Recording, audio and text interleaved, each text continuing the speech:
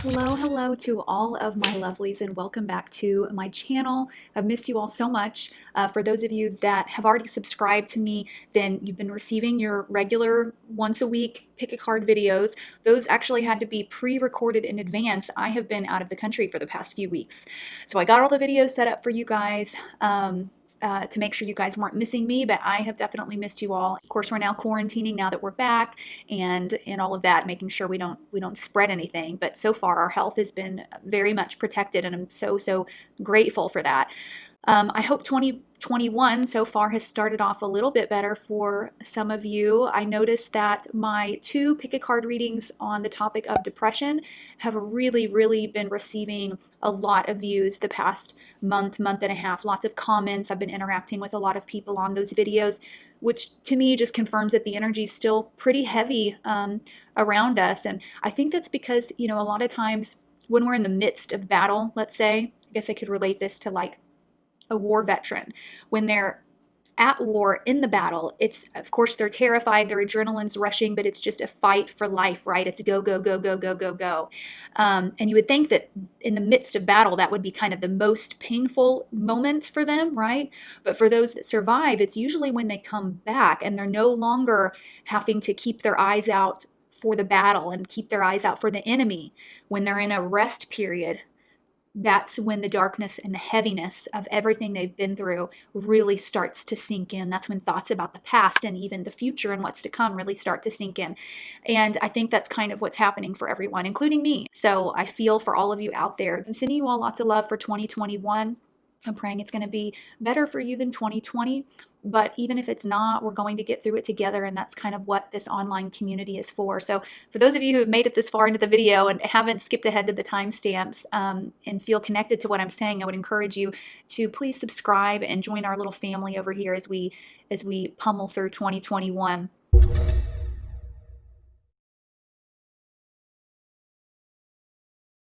One interesting thing about the book of Esther that every video I've ever watched on it mentions is that Esther is the only book in the Bible that doesn't mention or talk about God. And because of that fact, it was almost not going to make it into the Bible for that very reason, because it doesn't mention or talk about God. To me, that's really significant because I think that what makes this story so beautiful and so unique to the other stories in the Bible is that Esther and Mordecai and the king, I mean, everyone involved in this story had to make decisions without the guarantee of an outcome. There's many stories in the Bible, like, for example, when Mary becomes pregnant with Jesus. She has no clue what's going on. An angel comes to her and says, don't worry, this is, the Son of God, and he's going to save his people. So Mary, if she decides to believe this angel in front of her, which would be hard not to, right? Seeing this angel just appear out of nowhere, it's got to be from God or something. She all of a sudden has this guarantee of like, okay, everything's going to be all right. And even with Moses, when he running away into the desert, trying to escape his destiny, and this tree, catches on fire, and then God's voice is heard, talking to him, Moses, you must go do this and that. Those are like big moments where it's like God's right here in front of this person, telling them exactly what they need to do, letting them know what the outcome will be. Of course, not every story in the Bible is like that. But what I like about Esther is that she had to look within herself. She was very familiar with her religion. She knew what her beliefs were, and she just had to use that as a guiding force. I know what's right. I know what's wrong. Am I going to choose to do what's right or choose to do what's wrong? I don't know if God's going to decide to protect me in this moment, because we never know, right? We don't know like the bigger plan of God at any given time. So sometimes we may do kind of the right thing and then end up punished for it, or not punished, but you hear about really amazing people all the time dying young of cancer, ending up in a car accident, ending up in jail for a crime they didn't commit for 30 years. You hear about these things and it's like, well, yeah, God could have stepped in and saved that person. They were obviously doing the right thing. They were good people, but we can't see the bigger plan. So Esther had to accept that. She had to accept that just because I'm going to do the right thing, that doesn't guarantee me a happy ending. But I have to do the right thing regardless. I have to do the right thing regardless of being able to hear the voice of God and say, God, I'm thinking about doing this. you want to help me? Like, will you protect me? She had to rely on herself. And that is exactly where, humanity itself has been for a long, long time. These stories that we hear about in many different, of all sorts of religious texts. If you read a religious text from any religion, you'll hear all these incredible sort of stories about, and then this God came and spoke to this person and brought them a child, like where God seems to be directly interacting with, humans. It hasn't been that way for us for a long time. We can pray, right? But ultimately, it's our own connection to what we know God to be, and what we think He would want us to do, or she, or they, however you worship, and use our own intelligence, the intelligence that God gave us to take risks in our life, be courageous, be brave, do some scary things, even without a guaranteed outcome. And the other reason why I think, Esther's been on my mind for quite some time. She's been coming up in my head, and I wasn't really sure why. I mean, I've always liked Esther, but I've really felt called to do a reading with her. And I think that that's exactly why. The past couple of years, especially, tarot cards and astrology have exploded online. I mean, I've been pulled into it. So fascinating and so interesting to think, okay, I can look at my natal chart, and because I know what house Saturn is moving into, I know what to expect. Maybe this person's going to backstab me, or it looks like I'm going to maybe meet my husband this year, or I'm going to have kids, or I'm going to get a new job. We can do that. Or I can Google on YouTube, pick a card. Will this turn out how I want it to? And I can immediately pick a pile and get an answer. Okay, that's not going to turn out how I want it to, so I know to expect that. Or yes, it's going to turn out how I want it to. So we have this ability to kind of peek into the future, I guess, and see our outcomes before they happen. And while for certain scenarios that can be very empowering, and if you're using it correctly, it can be empowering. I think I've seen from even a lot of people who have connected with me or come to me for tarot readings, that there's also a disempowering side to that as well. And picket cards in astrology can become very disempowering if you approach them with the idea that I can't make a move in my life until I have this reading. Or I can't move forward in my life. I can't make decisions on my own. I have to have this reading. I'm in a tight spot. I don't know what to do. I have to have the tarot cards tell me what to do. There's so many people who have come to me over the past several years since I've been doing tarot readings and saying, I need a tarot reading so that I know what to do. And I always try and explain to the person I'm reading for, well, I will gladly give you a reading, but you don't need a tarot reading to know what to do. And God's only ever going to give you as much information as in a tarot reading anyway that He would allow you to see. And sometimes people come to me for tarot readings, and I don't have a clear cut, oh, it's going to be a Cancer rising on November 4th of this year that you're going to meet and fall in love with. Because a lot of times God doesn't want us to see the outcome, because everything we're learning in this life, or at least in that moment, depends on us making that move forward without the guarantee of an outcome. And that's exactly what Esther did. And I think that's what all of us are going to be relearning how to do. So the past few years, we've entered into this huge wave of astrology and tarot and spirituality and communicating with the spiritual realm and receiving answers to things or knowledge of things that we never could have received.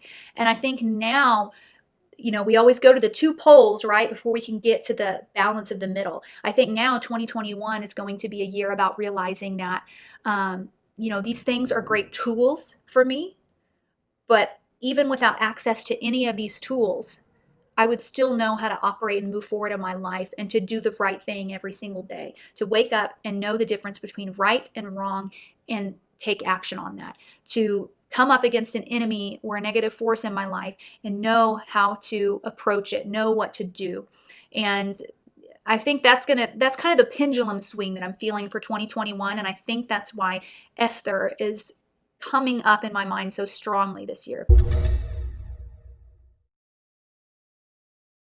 So let's get into Queen Esther and just a short overview of her story in the Bible, and then we will get into the pick a card reading.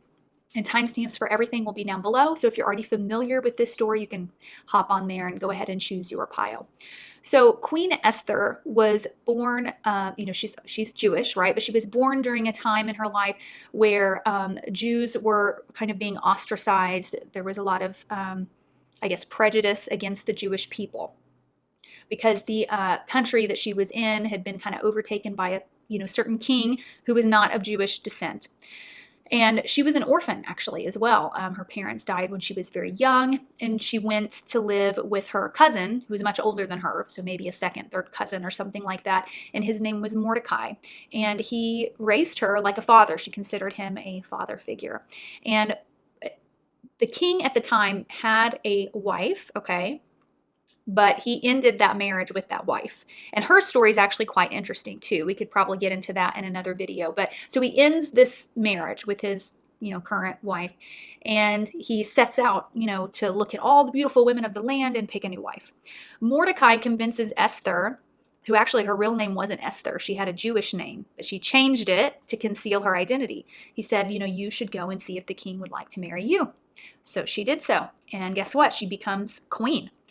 Still, the king does not know that she's Jewish, okay? So she becomes queen, and I don't think much longer into her kind of reign as queen, there was a kind of right-hand man to the throne of the king who just really hated the Jewish people, and he had kind of devised this new law that he was going to put into place. He helped make the laws for the king that all the Jewish people be killed, every single one of them. So Mordecai, Esther's cousin, writes her because he hears about this plan, and he's like, you have to go to the king and try and save your people. And at first she seems fearful and hesitant because, technically she's safe. She could choose, if she wanted to keep her identity concealed, to not let the king that she married know that she is Jewish, and retain her royal status. Her children would be protected. If her and the king ever had children, they would be safe. They're children of the king, and just conceal this whole thing. So she has this a lot weighing on her heart. Like, do I take this risk and tell the king who I really am, and tell him that I want him to save my people and prevent them from this, the destruction of this law? Ultimately, she proves herself to be very courageous and brave, and she does just that. She goes to the king, she steps into her authentic self, I guess you could say, and she tells him, I'm Jewish, and if this law passes, you'll have to kill me too. And, I want to save my people. Long story short, because there's some interesting things that end up happening to the king's right-hand man, the one who devised this law, but I'll leave that out. Maybe it'll come up in the picket cards. But he basically grants her wish, and he remains married to her despite the fact that she's Jewish, and he prevents this law from passing, and the Jewish people are safe. Or at least that's how this story ends. So for today's picket card reading, there's going to be 6 piles, all right? And these piles are going to be about how the story of Esther applies to you and your life right now in this moment. So it's a timeless reading. You're definitely welcome to pick more than one pile if you feel called to more than one. And in the future, when you're at a new stage in life, you're welcome to come back to this reading and pick again. But so we'll be discussing the metaphors and the symbolism in the story of Esther, different parts of that story. Which one does God want to pull forward specifically for you at this time? Which one does he want to point out, and what sort of guidance, does God want to give you through the cards for this moment in time for you right now? So I'm going to go ahead and flash a picture of the piles, and I will see you at your timestamps below. Love you.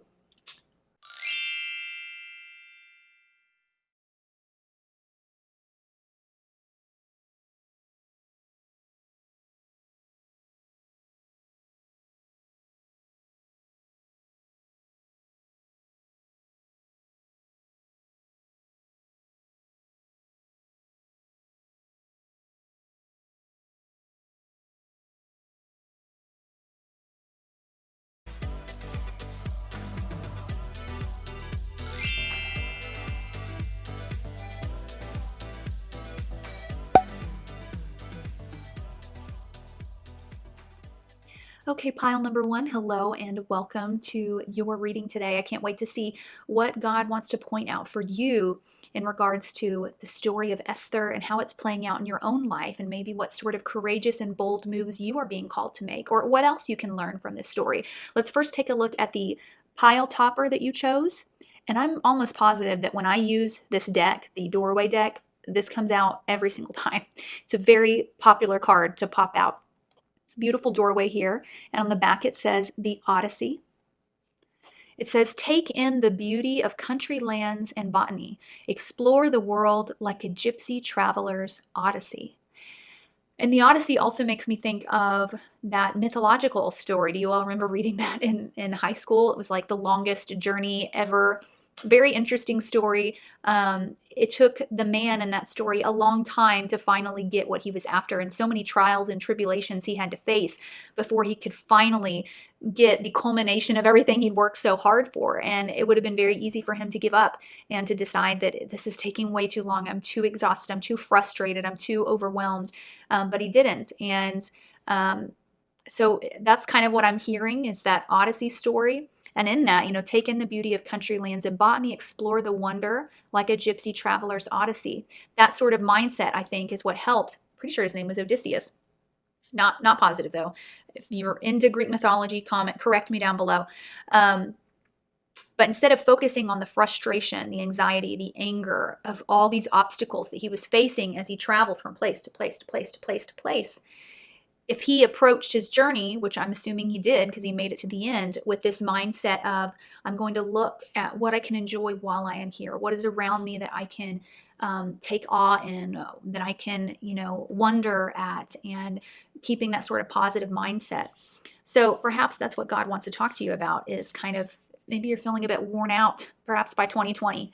Maybe there's something you've been after for a long time, and now it's like slowly over time your focus has you've got this laser focus where it's like, if it's not that one thing that I'm wanting, if it's not about results or outcomes or clues or hints to this one thing I'm after, I don't want to look at it. I don't want to notice it, like that tunnel vision. And that could be really dampening your spirits. But let's look at some of the tarot cards. So this is from a new tarot deck that I purchased in Brazil. I love the backs of these. They just have the major arcana. So we're going to see what sort of major arcana theme is playing out for you.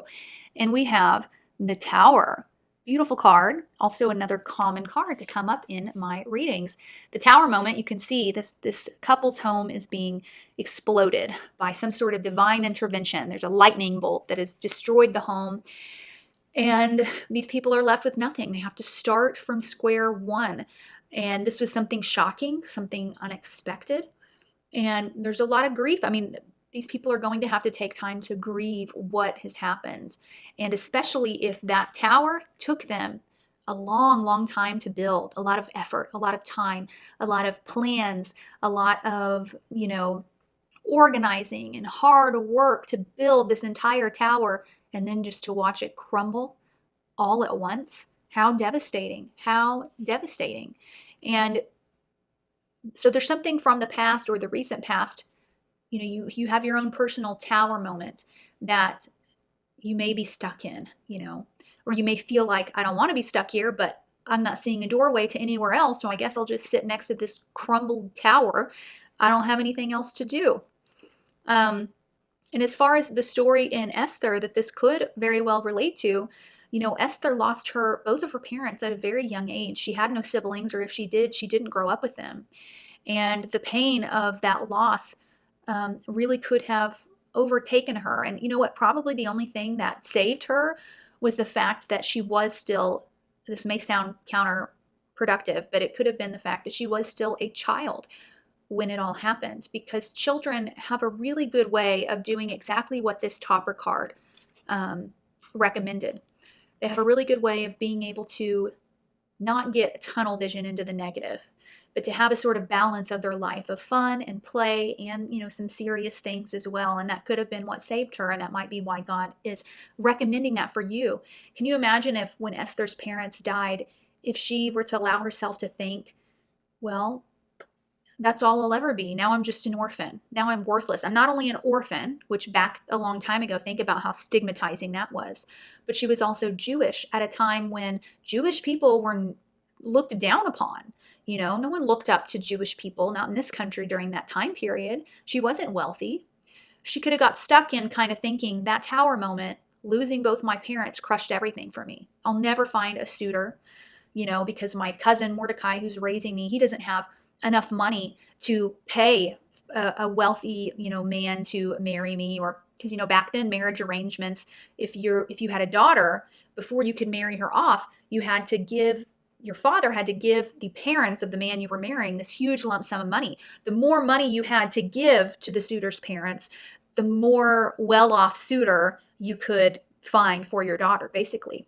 And her cousin wasn't wealthy, and her parents didn't leave for anything, and she could have very easily decided that there's nothing else out there for me. I'm going to be poor, probably not going to find a husband. If I do, he won't be not productive. He won't be successful or driven or whatever she could have thought. My children won't have grandparents, or but I think because she was still in her inner child sort of state, she was able to push past that and get to the strength of what she was going to become and how bold of a person she became the older that she got. She became the queen of her country. She went from a Jewish orphan raised by an elderly cousin to a queen. That's insane. So I think God's wanting to, help pull you out of the mindset that you're in. And maybe he's going to show you a bit, of what possibilities are to come or some ways to heal through this. So let's look at the tarot cards. Okay, so we have the Five of Pentacles. Not surprised to see you. Ten of Swords. As well as Two of Swords. I feel like I first need to let you know that you're okay. All right? You're okay. It's going to be okay. And I'm just feeling an urge to keep saying that. You're okay. Your future's going to be okay. There's nothing wrong with you or what's around you. There's nothing you did to deserve what you received. Nothing like that. You're okay. All right? So with the Five of Pentacles, this is about kind of feeling like an outcast of society. And that's exactly how Esther felt. She was Jewish. She was looked down upon. She even felt that to get ahead, which I guess she didn't just feel that way. She probably needed to do things this way, but she had to lie. She had to conceal her background and where she came from to get what she wanted. Or at least that's what she thought she had to do. I can't tell the king or anyone here that I'm Jewish because I want more for myself in life. And I'm going to get more for myself by disconnecting from my past, disconnecting from my heritage, and becoming what they all want me to be, becoming what the world wants me to be. Okay? So I do feel that there was something like that that happened, maybe that caused this tower moment, or this could be the persona that you've taken on after this tower moment for the sake of protection and self-preservation. And you're okay. That's okay. All right. But I do think, ultimately, one of the most beautiful aspects to the story of Esther, to me, is that, it's ultimately a story of love. Because in three kind of different phases, Esther first had this love for the king, who was not Jewish, right? She was Jewish and looked down upon. She had to hide that. That was kind of a naughty thing to be, so I'm going to hide that. And wow, I'm going to marry this king who represents power and control and authority and everything that I'm not. And she loved him. And then she had to learn to love herself, because she realized that she didn't truly love herself. When Mordecai asked her, please go talk to the king, save your people, she had to learn to love herself fully. And part of herself was her heritage, her true authenticity, who she truly was. All the things she'd been hiding about herself because she thought they made her unworthy or unwanted. She had to learn to love that enough to gain that strength and expose herself. And by exposing herself, that was an act of self-love. This is who I am, like it or not. I hope that you love it, but if you don't, fine. I have to do what's right. And then ultimately end up being a love for her people, so not just her own, not just the love for her husband, not just the love for herself, but a love for everything connected to her, other people that were only connected to her by blood and ethnicity, not even family. So there's something that's been, and I feel like there's something that maybe has been exposed, okay? There's definitely, with this Ten of Swords, I'm feeling like something's been exposed, something that was hidden or concealed or that someone, either you or someone else, was ashamed of has been exposed. And there is a feeling of like betrayal here with this. Either the other person's feeling betrayed by you or you're feeling betrayed by them. And it all has to do with this fear of life, okay, due to your tower moment, whatever it was, has made you feel like you have to be inauthentic to an extent for the sake of self-preservation, just like Esther did. To her, she's just being realistic. Being realistic, I'm never going to get to become queen if I'm telling the king that I'm Jewish. So fine, I'm not Jewish. I won't tell him, I'll hide it. I'll self-preserve. I've got to focus on how I can get further in life, and whatever's going to get me there, I'm going to do it, even if it's not authentic to me. There's a lot of that going on. It could be going on even through social media, photo editing, or even just the way you're presenting yourself online or to the world maybe isn't what your life really is like. But you've got goals and plans. You want to get ahead. You want to prevent another tower moment, so you're going to do it. But it's given you this tunnel vision, okay? And you're no longer kind of living in the moment. You're no longer enjoying the reality that is around you. And so that's why I see a decision that you're going to make just like Esther made. And she had to make that from her own intuition. This card, Two of Swords, it's about a choice. But this choice is made blindfolded. Without being able to see the outcome, this woman is going to finally make a choice. Is she going to choose sword number 1 or sword number 2? And the moon in the background, as well as the water, represents her intuition and her emotions. What's truly going to make me feel good? Not just look good to the world. What's going to make me feel good? And I have no guarantee, but I'm going to tap in and try and feel this out. And I'm going to make a decision. And I'm going to cut something out of my life, something that is inauthentic to me. And I'm going to accept the fact that if I have to be inauthentic in order to preserve myself or to reach my dreams, then it's not worth it. Authenticity is what means the most to me. There's going to be, that's kind of how Esther really relates to you. That's how you really relate to Esther. Very smart, intelligent people that chose group number 1. You guys are the type that could, would know how to become a celebrity, for example, or to rise to the top in business. The fake it till you make it kind of attitude that really can reward so many in life, definitely. But you're not one of the people that can do that forever and ever and ever and not feel completely detached from yourself. You want to be authentic deep down underneath it all.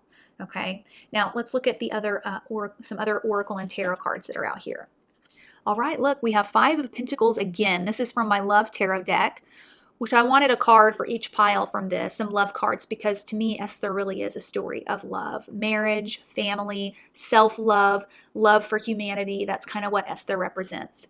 But so we have 5 of Pentacles once again. And then from my Angel Love Oracle, we have Honeymoon. And it says, enjoy the bliss of holiday time together. That's beautiful. So the honeymoon phase.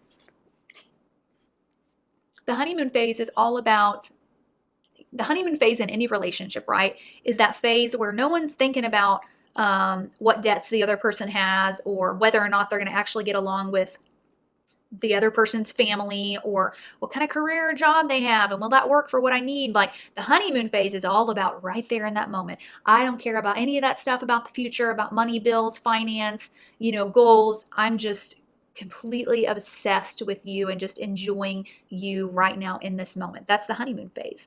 And it sounds very similar to this Odyssey card that came up.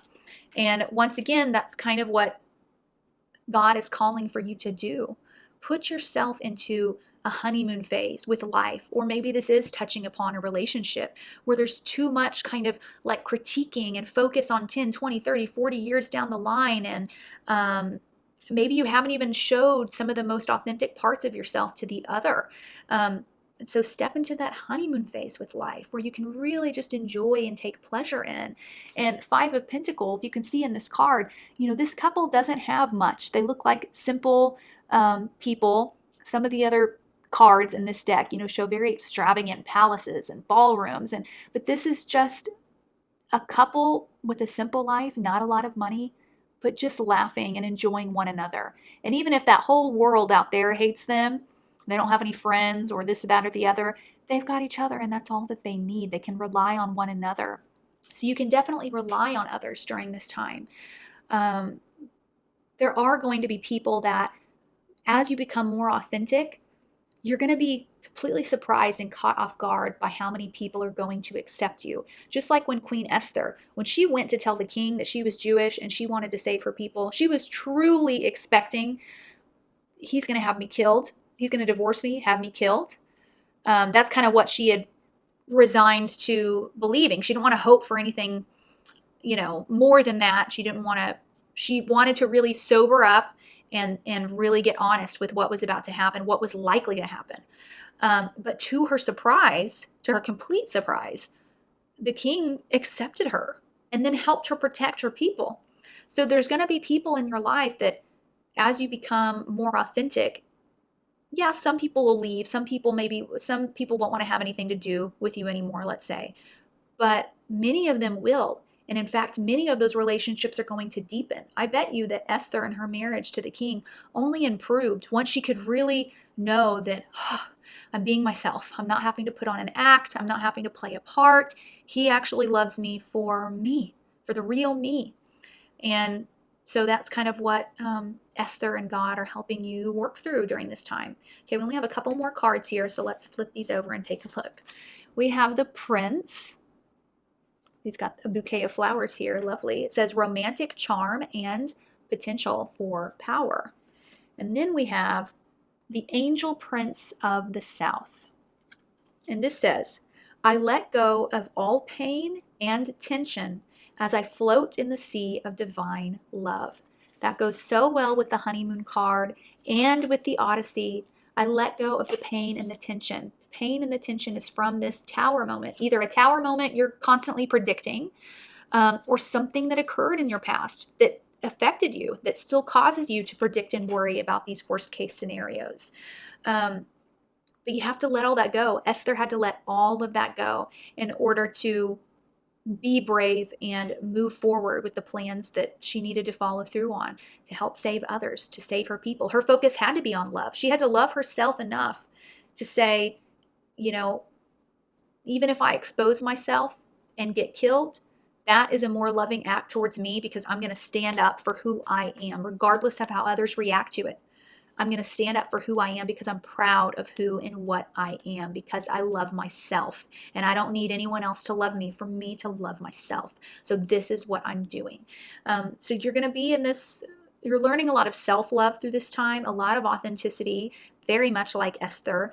And it's going to deeply affect your romantic life and your romantic relationships. If you're married, the marriage is only going to deepen. If you're single, you're going to pull, once you are able to be your authentic self, you're going to finally find that person that clicks with you, because it's probably been so hard to find that person when you haven't even truly been yourself. Once you're yourself, that's when it's all going to unfold and happen for you. And there's a shifting here of your values as well.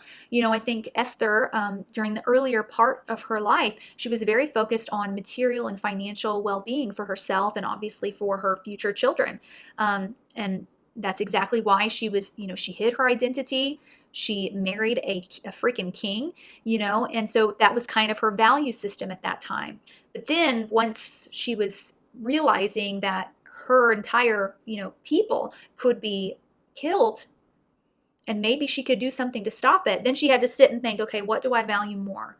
I could keep quiet, and yeah, all of my people will die, but I will be fine because my identity is hidden.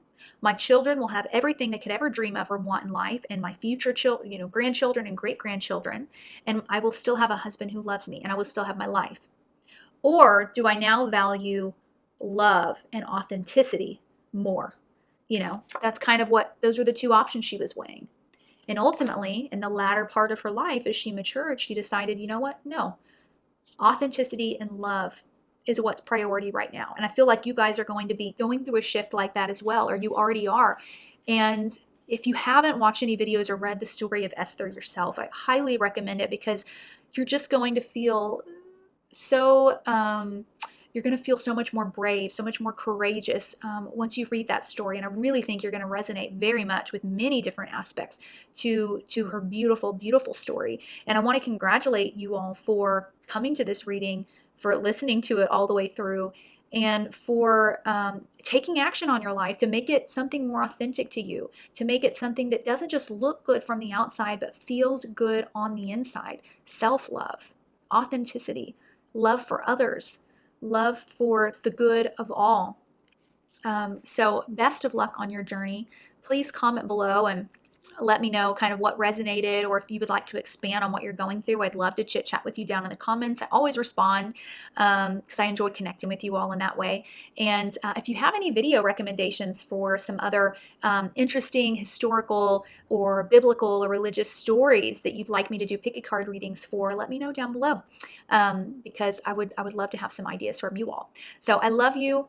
Best of luck on your journey. I'm sending you lots of courage, lots of strength, and lots of love. Love for yourself, okay? I will see you on the next video. Love you. Bye.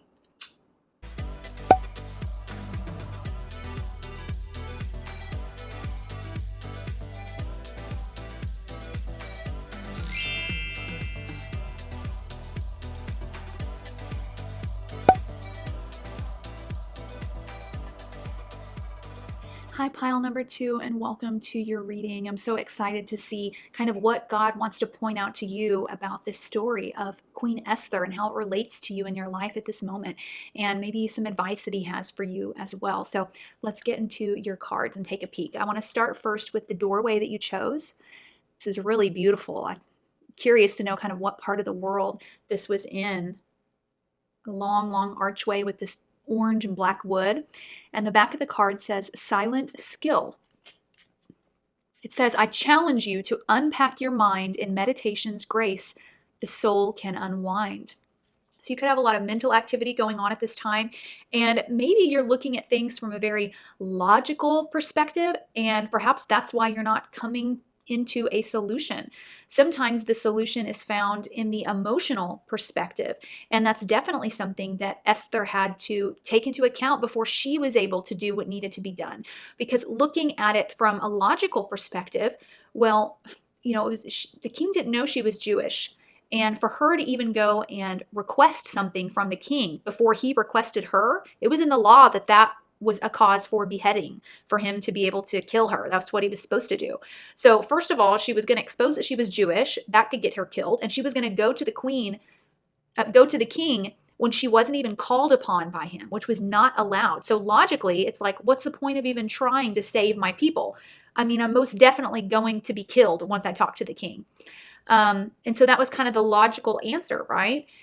But then finally she kind of stopped her mind and she's like, okay, I've got to look into my emotions, because even though that's the logical answer, I'm still not feeling right about that. Even though that's logical, that's what makes sense. Don't tell the king. It's not going to do anyone any good. He's going to kill all of the Jews anyway. The best thing I could do is just to save my own life and not expose to him that I'm Jewish, and then have, you know, babies with him and at least preserve my life and my future family's life.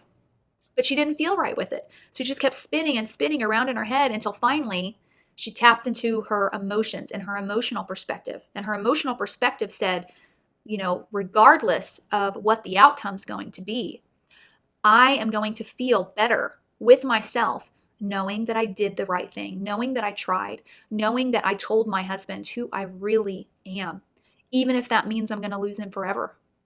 That's what is going to feel right. So that must be the right thing to do. So you could have a lot of Gemini, Libra, Aquarius energy in your chart. And that could be kind of what's activating your sort of overthinking. Maybe this isn't about a specific moment in time for you, but just a lifelong sort of way you've lived of like logic, think. And Esther and God are asking you to honor that emotional perspective a bit more. Calm yourself through meditation. You don't have to overthink things, because your intuition, your emotions are going to guide you to the right place. If you follow that, you're going to feel fulfilled with your choices versus only following the logical stuff. So let's take a look at some of the tarot cards and see how God wants to expand on this. This is from a new deck that I purchased in Brazil. It's just a major arcana deck, so we're going to see kind of what major arcana card is a theme for you in this reading. And we have the Hierophant. This is Taurus energy, all right? So for a lot of you, the Hierophant is like the pastor of the church. He very much represents religion, religious rules and religious laws and, all that. So for a lot of you, this could be about your religion and your religious perspectives, your spiritual beliefs. I mean, perhaps even coming to this tarot reading was a bit, maybe you're one of those people that comes to the tarot reading but leaves always questioning, like, was that really like legit, or could that reading have applied to anybody? And not wanting yourself to get tricked into, I don't know, it's like you want to check the validity of everything very thoroughly. So for some of you, could be opening your heart and your mind to the first time to things that aren't customary for you and that seem a little bit odd to, like, logically it seems odd and it seems like, not trustworthy, or it seems not likely, but for some reason it feels right. So you might be in this back and forth of like, I want to do it, but no, that's bullcrap. Like, none of that's legit.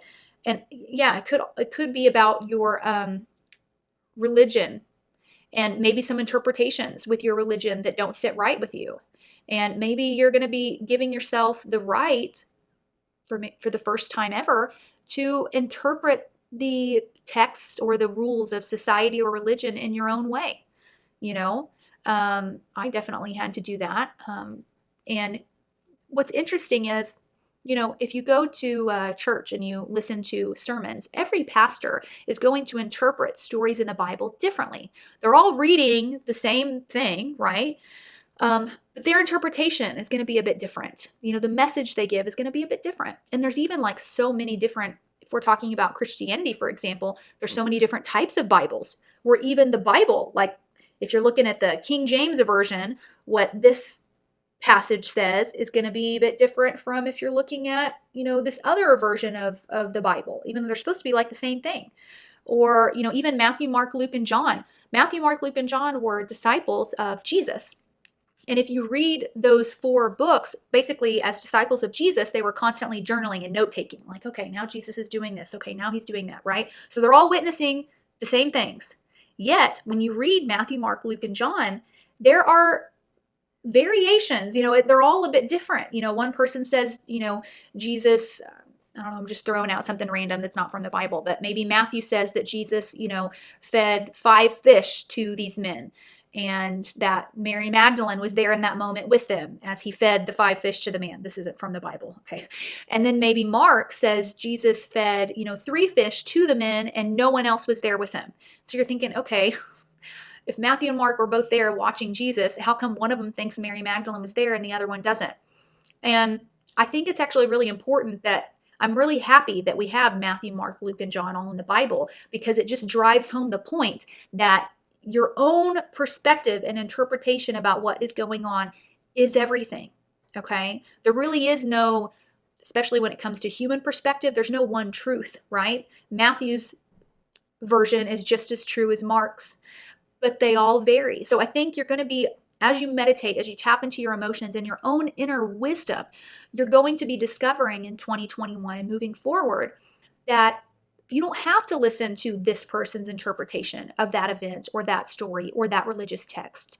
You can read it for yourself, pray and talk to God yourself, and discover your own interpretation for that text. Maybe God wants that person to interpret the text in that particular way because of their particular life and what they need to hear.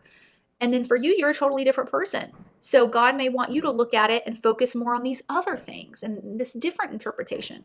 So, I mean, that's even like what we're doing here with Esther. The story of Esther is one story, but there are 6 piles to pick from, because from this one story, there's going to be 6 different perspectives to take away. And so I feel like you all are stepping into your own religious and spiritual autonomy, which is very, very empowering. And God's wanting to encourage you on that path forward and recognizing that you are your own vessel of power. You have your own ability to communicate with him and receive the interpretations and the symbolism and the metaphors that you need. You don't have to go to somebody else to do that. If you want to, yeah, absolutely. I really enjoy listening to other people's perspectives, and you can take a lot of wisdom away from other people's perspectives. But I also know that I have to have my own. And if that aligns with that other person, great. And if it doesn't, great. So God really wants you to empower yourself in your ability to construct your own spirituality, your own connection to the divine. And he also wants you to know that that doesn't mean that you have to completely abandon something and move forward into something brand new. Hope that makes sense. That sounds so vague. But like, for example, for a long time, Esther thought that the only way for her to move forward in life, she had to abandon, or at least conceal, which I consider a form of abandonment, her Jewish identity and heritage and religion. Her husband had no idea that she was Jewish. And as she got older, so she thought she had to completely walk away from that to walk into this new path for herself. But then after everything culminates in the story, she realizes that she can have both. She can move forward and be the queen of this country and take her Jewish religion and her religious ideals with her. I feel like that's kind of what you were doing. You don't have to, logically, she thought that's not possible. If I'm going to be the queen of this country and married to this non-Jewish man, then I can't let him know I'm Jewish. Logically, yeah, you're right, Esther. But sometimes things aren't based on logic. Sometimes it's based on inner wisdom, inner knowing what feels right here. And because she tapped into that, she was able to see and realize that, no, I can have both. I can be married to this non-Jewish man. I can be the queen of this country, and I can still be Jewish. So there's definitely some, even if it's not just religious things, this could take the form of anything else you've been committed to for a long time in your life. Any other sort of rules that have been set for you for so long. Because the Hierophant is Taurus energy, and it kind of represents, well, this is the way things have always been done, and so this is how we continue to do them. But once you... So I feel like you could be rewriting a lot of your own story here, allowing yourself finally to, through your own connection with God, not anybody else's connection. Not your dad's connection, not your mom's connection, not your grandparents' connection, your connection to God. And what the stories in your Bible, whether you're from a Christian background or a Hindu background or a Buddhist background, whatever religion, for you to be able to interpret it in the way that resonates with you and your conversations with God. So let's move forward into let's look at the tarot cards and see how else God and Esther want to empower you on this journey forward and expand on this. Okay, we have the Six of Pentacles. That's more Taurus energy. Then we have the Page of Wands. And then we have the Eight of Pentacles. Lots of earthy energy here. Very interesting, because I was getting air energy with that topper, but there's a lot of earth energy here that God wants to talk about. Okay, so in the Six of Pentacles, this is about being given something from somebody else. These people down here are receiving money from this man. And I feel like there is something that you are going to, it looks like you're going to be receiving knowledge, information from others or from something else or somebody else, whether that be like a book or videos or something, okay? And it's almost like you're going to communicate on it and expand on it. So ultimately, whatever this Hierophant card is representing to you, I see this becoming like your life's work, something you're extremely passionate about. And you also have a very humble approach. Esther was known for being very, very humble. Esther never thought of herself as above others. In fact, earlier in her life, she thought of herself as lesser than others, which that's not good either. But at her most powerful point in her life, she thought of herself as equal to others, which is a very humble energy. I'm not above you, I'm not below you, but I am equal. And that's kind of the approach you're going to take with all of this, that it's not like your solution or your path is better or lesser than anybody else's. but it's equal. So you're definitely going to be standing up for yourself and not allowing yourself to feel like Esther did for a long time, which was that she had to hide her ideas and her thoughts, and she had to hide a lot. She had to conceal it because she felt like it was lesser than. And then even after, when she got her power, she didn't start treating others as lesser than her. She never allowed herself to think I'm better than them. She was a queen of peace. That's all she wanted was peace. She was a queen of equality. I'm not lesser than or better than, but I'm equal, and I deserve to be treated equally. So this mindset is really going to help you soak in a lot of great new insights and information. It could be received from like a mentor, maybe this has to do with work. We have a lot of pentacles here, so like a boss or something, but this attitude you have and this eagerness you have to like, okay, I'm finally ready to break down these barriers that I've set, these kind of old-fashioned standards that I no longer agree with, and I'm ready to learn, soak in as much information as I can, and move forward into something new. And I see you working really, really hard and diligently, a very, very humble energy, to rebuild or reconstruct something, but with a new perspective, a new spin on it, a spin that others haven't really taken into account before. And it's going to help a lot of people and heal a lot of people is what I'm seeing. Your bravery to say, hey, their interpretation about this, it's wrong. Or if you want that if you want to take that interpretation, then fine, but here's a new interpretation I have on this, and I want to empower all of you who disagree with this interpretation over here to follow this one. I'm seeing a lot of liberation and freedom for a lot of people, just as Esther was able to free her own people. It took her courageousness. She had to speak out. So I think for a long time you felt lesser than. All right. And whatever area of life it is that's coming up here in the cards, you felt lesser than. But you're going to be moving into a place of feeling equal to everyone else and demanding respect as an equal. And I think that's fantastic. And I think that you're going to be feeling empowered to move yourself forward and not have to rely or worry so much about kind of whether they think that that's right or that's wrong. But like, I know that this is what's right for me. And I'm sorry if you disagree with it, but I know that this is what's right for me. And that's what I'm going to have to do. It could have to do with, maybe your parents not agreeing on a particular college path for you or job, career path. Maybe your parents or not agreeing on the particular spouse that you've chosen due to their background. There's so many different ways that this could culminate, but you're going to be standing up for yourself and doing what's right. So stay strong, be brave, just like Esther had to be brave in order to do everything she did to save her people. You are on the right path. You are doing the right thing, and you're a lot more intelligent than you give yourself credit for. So let's look at the other. I have a couple of love cards here because I do feel that Esther is a story of love for Esther's newfound love for herself to be authentic and free, her love for her husband, and her love for her people. So ooh, more Pentacles energy. So we have the Queen of Pentacles. This is Taurus, Capricorn, and Virgo energy. And we have Taurus energy in both of these cards and Virgo energy here. So whatever this is, this could be about, Pentacles are always about something that lasts like a long, long time, right? A coin doesn't just disintegrate or disappear. It's there for a long time. So long-term career plans, marriage, okay? Yeah, it could be college, anything you're going to commit yourself to, or a specific religion or interpretation of a certain religion. But okay, so we have the Queen of Pentacles, and then the other love oracle we have says, let go of control issues.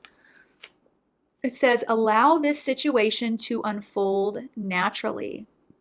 Yeah, I do feel with this Hierophant card, I do get a lot of control, not so much on, I actually feel the control is a bit harder, not on your end, but on the other end, on the opposing end. I do feel a rigidness. If this is a boss, for example, they feel quite rigid. And so therefore you have to be very careful with each step you make because you kind of know, well, they're not going to change. So I'll just change myself accordingly, right? Or if it's a partner, if it's your parents, it's like you're kind of figuring out, you're kind of like, okay, I'm going to do what I need to do to kind of please them and not freak them out or not upset them. Okay.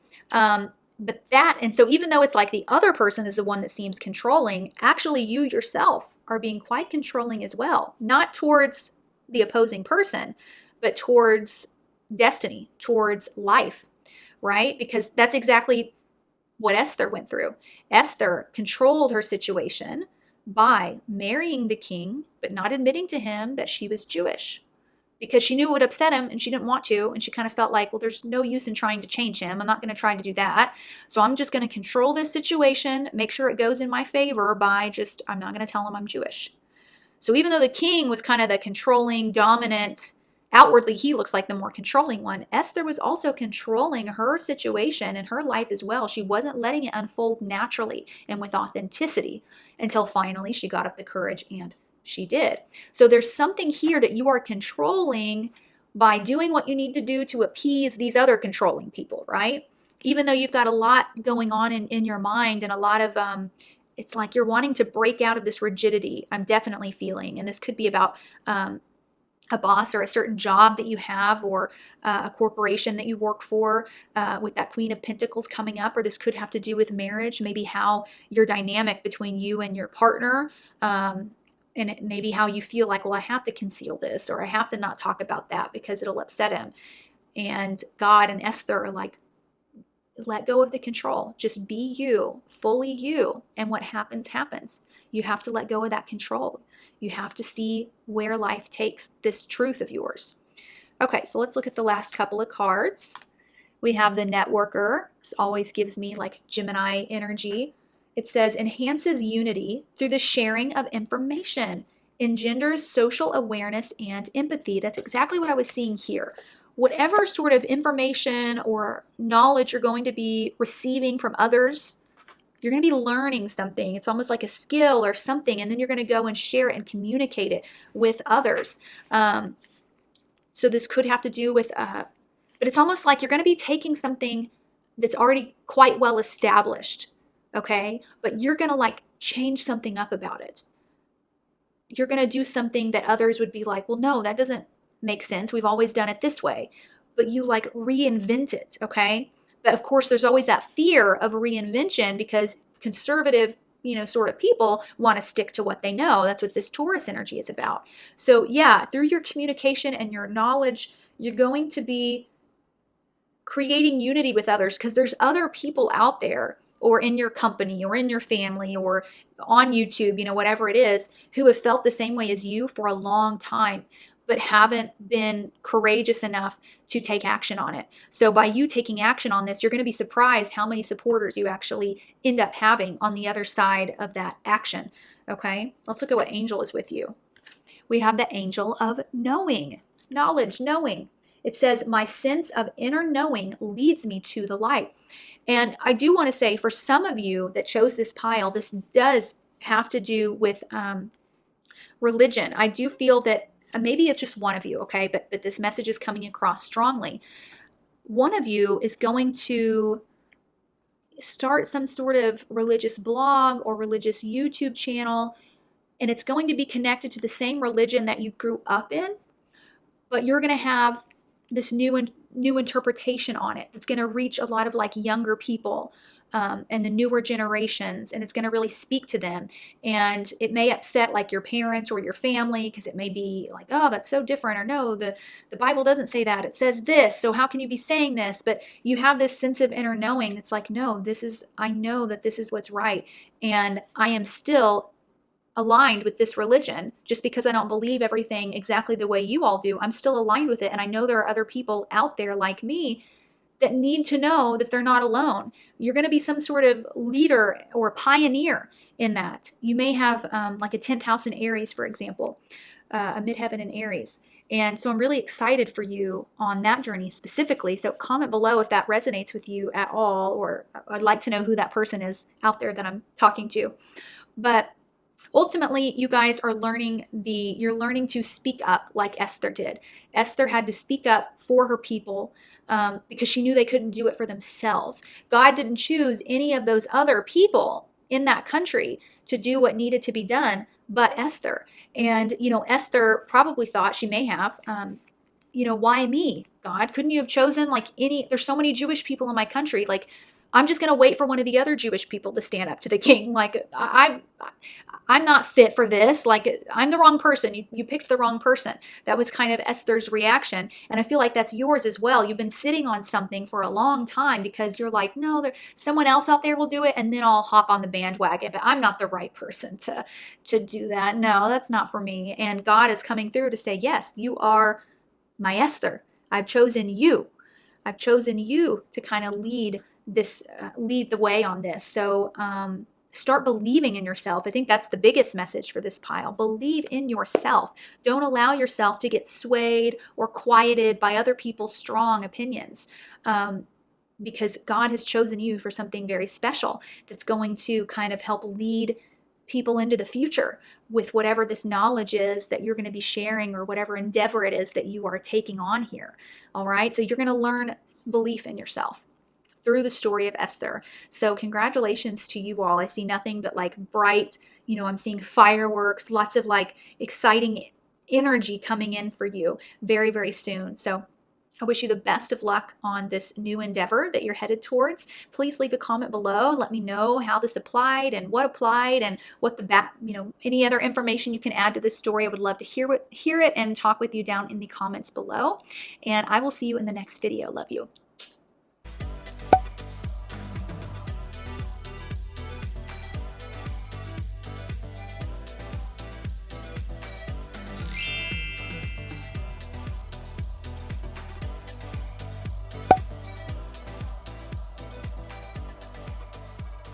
Hello, Pile 3, and welcome to your reading. I'm so excited to see what God wants to point out to you about the story of Esther and how it applies to you in your life and what sort of interpretation you should be looking at within this story. So let's start with the card topper you chose, which is a gorgeous turquoise door. And on the back it says, deeper. It says, you are not finished. You are not yet done. Dig deeper and deeper. The best is yet to come. Hold on. Hold on. Beautiful. So there may be something you've been working towards, and God's wanting you to go a little bit deeper, to go a little bit further with this endeavor or with this task that you've been given. Maybe you think you've gotten to the finish line, and God's wanting to say, no, not yet. There's more here. Esther probably thought she reached her finish line when she was able to conceal her identity as a Jewish woman and successfully marry the king to her country. She became a queen. She probably thought, wow, I finally reached my happy ending after this long, hard life I've had, losing my parents at a young age and growing up kind of in poverty or not with much, and, being accustomed to being looked down upon and hated for being Jewish. And look, I did what I had to do, and now I'm here. I am the queen of my country. Well, that's the finish line. And then God comes in and it's like, no, there's a little bit more purpose to this story than what you thought. There's something else that you're here for. Go a little bit deeper. So let's take a look at the cards, more of the cards, and we'll get into that message. So from my Major Arcana deck, we have the Moon. This is Pisces energy, okay? But ultimately, the Moon is about a journey through the dark. This isn't about a journey in the daytime. A journey in the daytime, you can see everything because the sun's out bright. Everything is easily in view. But the Moon is about a journey in the dark, where you do have to go a little bit deeper, get a little bit closer to everything in order to see what's there and to see what it really is.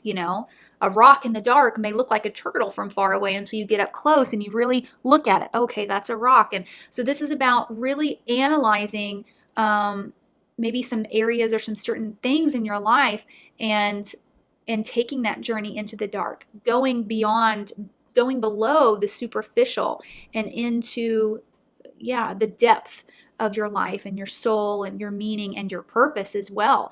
Because you may think you have your purpose outlined, like maybe you're enrolled in college and you're like, I know what degree I want and I know that I'm going to get it, and then this is the job I'm going to get, and then my purpose is fulfilled. And God is coming through to say, well, yeah, you'll do all those things, but that's not exactly your purpose. This actually is reminding me of a Disney movie I watched a couple days ago. It's new and it's called Soul. And if you haven't seen it, I highly recommend it. It's a great movie, family movie for kids and stuff. But that's exactly what this movie is all about. where a lot of times we can get our soul's purpose confused with like our career. You know, like the man in the story, his dream was always to be like a well-known jazz musician, and he was like, I've got to keep chasing after it because that is my soul's purpose. And long story short, he goes through this whole sort of journey and realizes that no, that's not that's something he enjoys to do. It's something he's passionate about, but the purpose of his soul is much deeper than just I'm going to be a jazz musician. So this is kind of what God's wanting to talk to you about.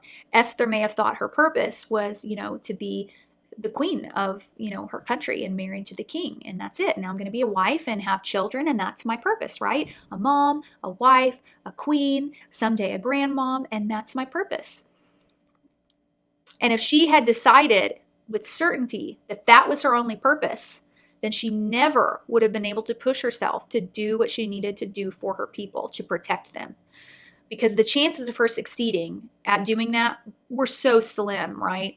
So if she was really kind of hell-bent on the fact that, look, I know my purpose, and my purpose is to be the queen of this country and to be a wife to my husband and to have children with him, that's my purpose. That's my purpose. So I'm not going to go mess with this other thing that has nothing to do with my purpose and probably isn't going to work out anyways, even if I try.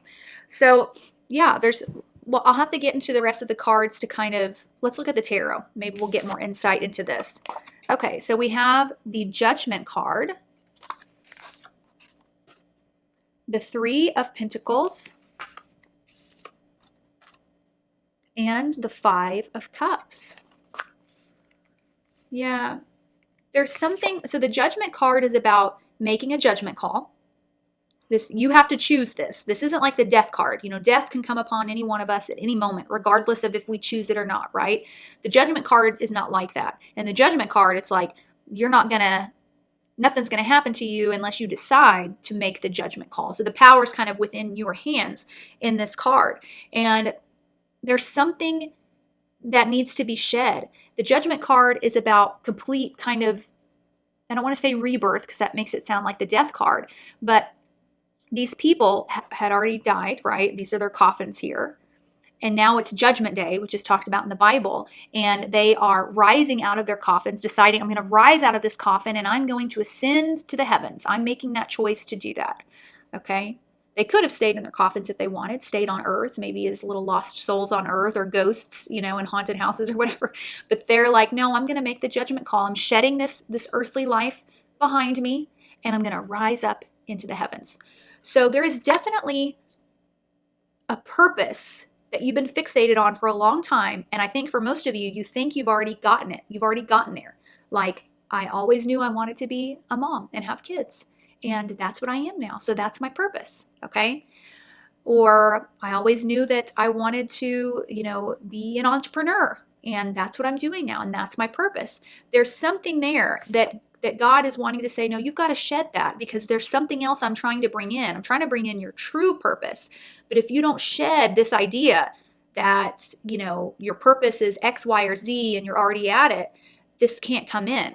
Just like for Esther, Esther's true purpose, when we read the story of Esther, we all walk away realizing that, wow, her true purpose was to be a savior for her people, even at the cost of her own life, if that's what it took.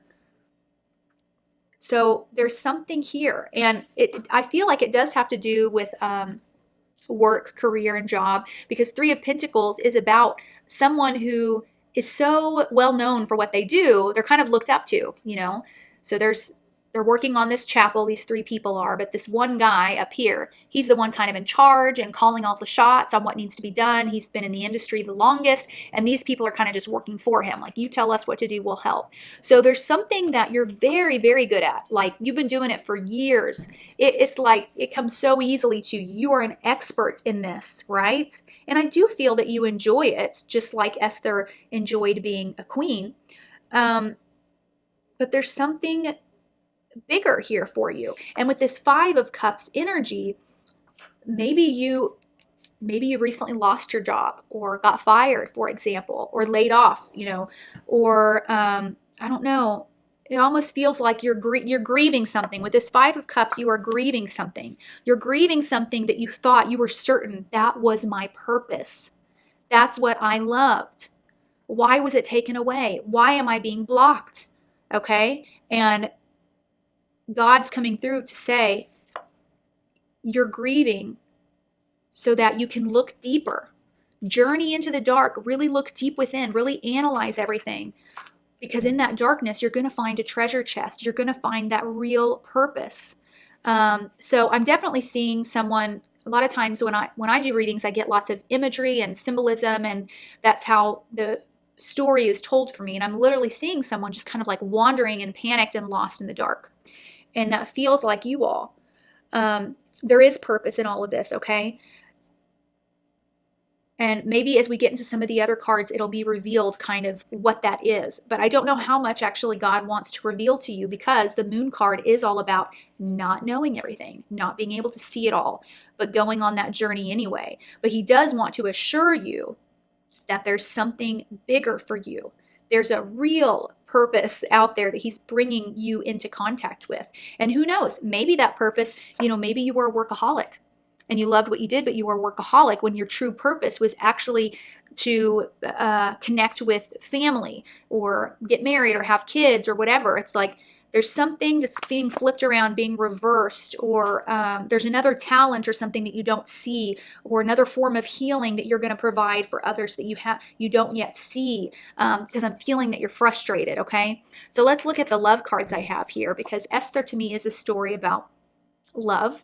Esther loved her people, she loved her husband, and she ultimately loved herself. So let's look here. Okay, we have the King of Pentacles. So this is Earth energy, Taurus, Virgo, Capricorn. All right. And then we also have Retreat. It says it's time to disconnect from the world. And that's exactly the phase you're in right now, right? With this moon, this dark moon energy, with the Five of Cups, this person's alone. They are grieving. They are sad about all these cups that have spilled, all the wine that they've lost, and even the Judgment card. These people are getting up out of their coffins to disconnect from the world, just as the card said, to head into the spiritual realm. So with this King of Pentacles energy, it feels like, so up to this point, you guys have lived your life very focused on the material and earthly realm, just like Esther was during the first part of her life.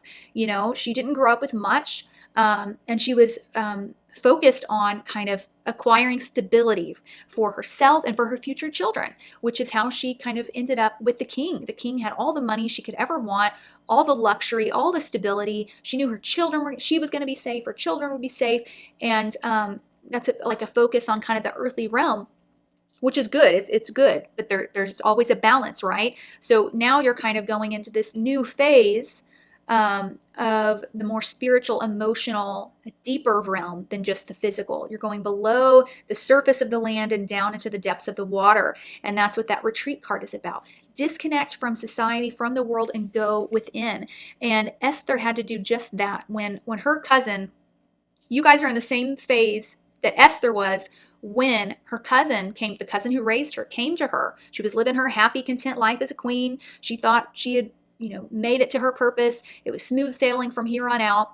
She was good.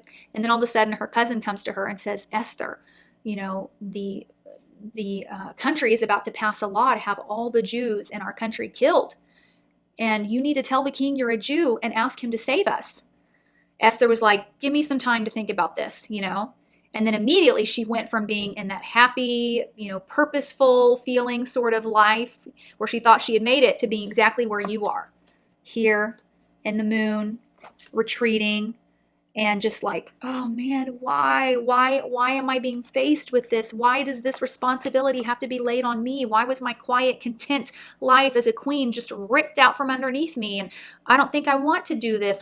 Let's rewind time and go back to how it was a couple days ago. That's kind of what you're in right now. And it's okay to feel the way that you do, but just know that this point that you're in comes right before something really, really grand, something really, really great, okay? Okay, let's look at the last couple cards. We have Teacher. It says ability to communicate knowledge, experience, skill, or wisdom. And then we have the Angel of Eternal Love. It says, as I let love in, it stays in my soul forever. So I actually want to get a clarifier. I want to pull some tarot cards to clarify this teacher card.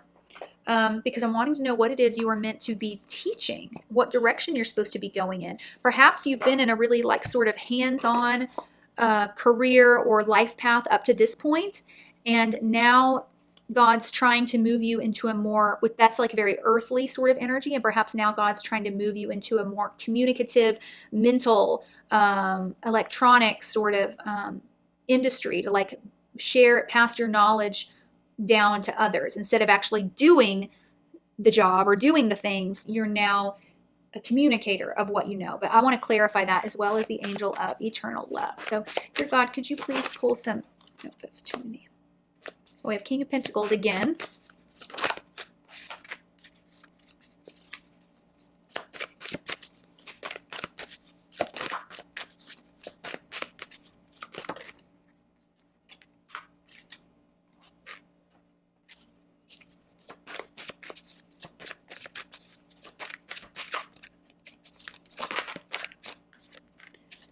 Okay, so for some of you, this could have to do with the ending of a marriage, for example.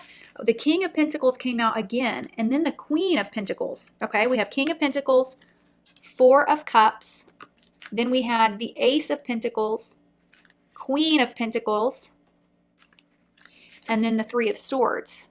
So you are in a stage of complete heartache and heartbreak, just like Esther was when her cousin approached her and said, you have to do this for your people. She really thought she had lost all of her peace. She was never going to regain it. So this could have to do with, King of Pentacles can often represent our boss or our literal career path, but this could also represent a spouse, or a marriage that has broken down, or a relationship with an earth sign, okay? But there's something here that Spirit's trying to offer you that you're not seeing because you're focused on these cups that you had lost, or the cups right in front of you. But you'll notice this man isn't seeing this cup that's literally coming out of the sky from Spirit. And Spirit's like, hey, it's, we're trying to bring you onto this new thing, but you're not quite seeing it yet. And whatever it is, it's an opportunity for it's a new beginning that's going to be very long lasting, because Pentacles, Ace of Pentacles, represents an opportunity brought by Spirit that's like a forever sort of thing, because pentacles last forever. Coins don't just disintegrate, right? This is long term. This is a long-term sort of promise. And it's interesting because while your heart is breaking over this King of Pentacles, whatever this represents, through this new journey and this new opportunity that God's trying to pull you towards, you're becoming, or you will become, the Queen of Pentacles. You're going to be the queen of your own throne, of your own pentacles. So it's bringing, God's trying to bring something into union. And this could be a reforming too of your marriage or your relationship, just as Queen Esther reformed her marriage in a few different ways. For a long time in her marriage, she felt like, oh, I can't come to the king. They felt like they were unequal, right? She couldn't come to the king of her own accord. She had to be called upon. She couldn't really open up to him. She couldn't tell him that she was Jewish, like he was the one in charge. And if she ticks him off, her life's at stake, right? It was very unbalanced. But once she finally got brave and courageous and came to him, even when he didn't ask, risked her life to do so, told him she was Jewish, risked her life to do so, asked him to do something for her to save her people, and risked her life to do so, their marriage completely transformed, and they were more of like equals. The king proved to her how much he truly loved her, and she proved to herself how strong she really was and how she was equal to her partner. So with this angel of eternal love, this could really be shifting everything you're going through in this dark journey of the moon, could really be shifting the dynamics of your romantic life and your relationships, as well as job and career. But with this teacher card that came out, you have some knowledge to share or communicate. You have some lessons to teach some people in your life, whether they be people who work below you or people out on the internet, or, romantic partners, children, siblings, parents, whatever it is. God's really wanting you to step into your authority here, just as Esther had to own her authority. She didn't believe she was worthy or capable of stepping up to the plate. but she proved that she was. And with this teacher card, ability to communicate knowledge, experience, skill, or wisdom, you have that knowledge, you have the skill, you have the authority. For some of you, this could have to do with finally asking your boss for that job, telling your boss, I've been waiting for this promotion for a long time. Why do you keep passing me up and giving it to other people? Why do you not believe in me? And maybe you've caused yourself through the years to believe that, maybe what they were doing was right. Yeah, like, oh, well, my boss wouldn't pass me up for it if I was actually good for the position. So it must just not be a position for me, and you may have stepped into the belief that you are less than or not worthy of this or that. So you may have resigned to the fact a long time ago that where I am right now in my life is where I'm supposed to be. And you may have accepted that. And now God's come in and it's like, no, you can't accept that. There's something more for you. Okay, so right now the most important thing that you can do is really retreat. Don't take action on anything just yet, because you really need some time to grieve and heal, which is kind of what all these are about. Grieve, heal, really connect all the dots from the past all the way into where you are now, and spend some really good alone time, some time in prayer, some time nurturing yourself through all of this, okay? Because that's going to get you nice and healthy and ready to move on to the next stage when you are ready to make that judgment call and do so, okay? So a very dark and murky reading. I'm sorry if everything was a bit vague. I can never tell how it's going to come across, but that was the information I was getting. And with that moon card, everything does look very dark and cloudy and murky, but I feel for you, okay? But you can do this. You can take hold of the power in your life, and that's really your true purpose, is taking hold of your power and using it for the good of yourself and the good of everyone else and everything else involved. You have a lot of skill, a lot of wisdom, and it's time to believe that you do. And you can ask for what it is you want, okay? You can ask for what you want. And you don't just ask God, okay? It's good. That's a good start. Ask God, pray, but also ask for it from others. Ask for what you need from those around you, believing that you deserve it, because you do, okay? Because this reading was so murky, I would love it if you would comment below, maybe give me some more details, and we can chit chat down in the comments, because I would love to know kind of what are all the dynamics playing out here, because it seems to be a lot. This is very overwhelming. I feel for you. So I'll be praying for you and thinking of you, and I wish you the best of luck and the best of healing and nurturing over the next few months as you cultivate and step into your own power, okay? I love you, and I will see you at the next reading. Bye.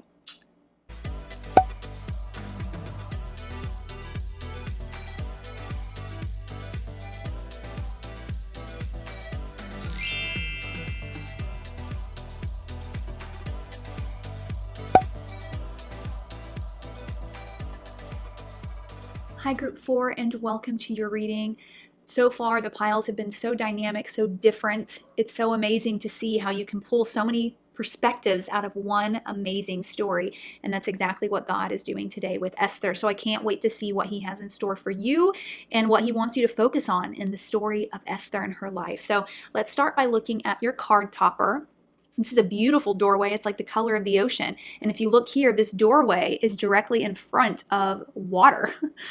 So it says here, distant dream. It says, the distance calls your heart to roam free. As you dare to dream it, so must it be. So I feel like God's really wanting to connect you to Esther's childhood, because the childhood that she had and in the time frame that she grew up in and the society she grew up in, most people would have thought it crazy for her to dare dream of becoming the queen of her country. She was orphaned as a child, had to be raised by a cousin. She was of Jewish ancestry during a time when Jews were really looked down upon in her country. There was a lot of discrimination with the Jewish people, and her cousin was also not a wealthy man. So it would have been crazy for her to dream of, becoming queen or really anything outlandish. It would have seemed unrealistic. But there's a dream that God has either put in you at a young age or that he wants to put in you, but you have to be able to accept it. You have to be able to believe in the possibilities for yourself, as Esther did. So let's take a look at the other cards and see how this all connects. So this card is a tarot card from my Major Arcana deck to see what sort of Major Arcana theme is playing out for you in your life and how it connects to Esther. And we have the Emperor. So this is Aries energy.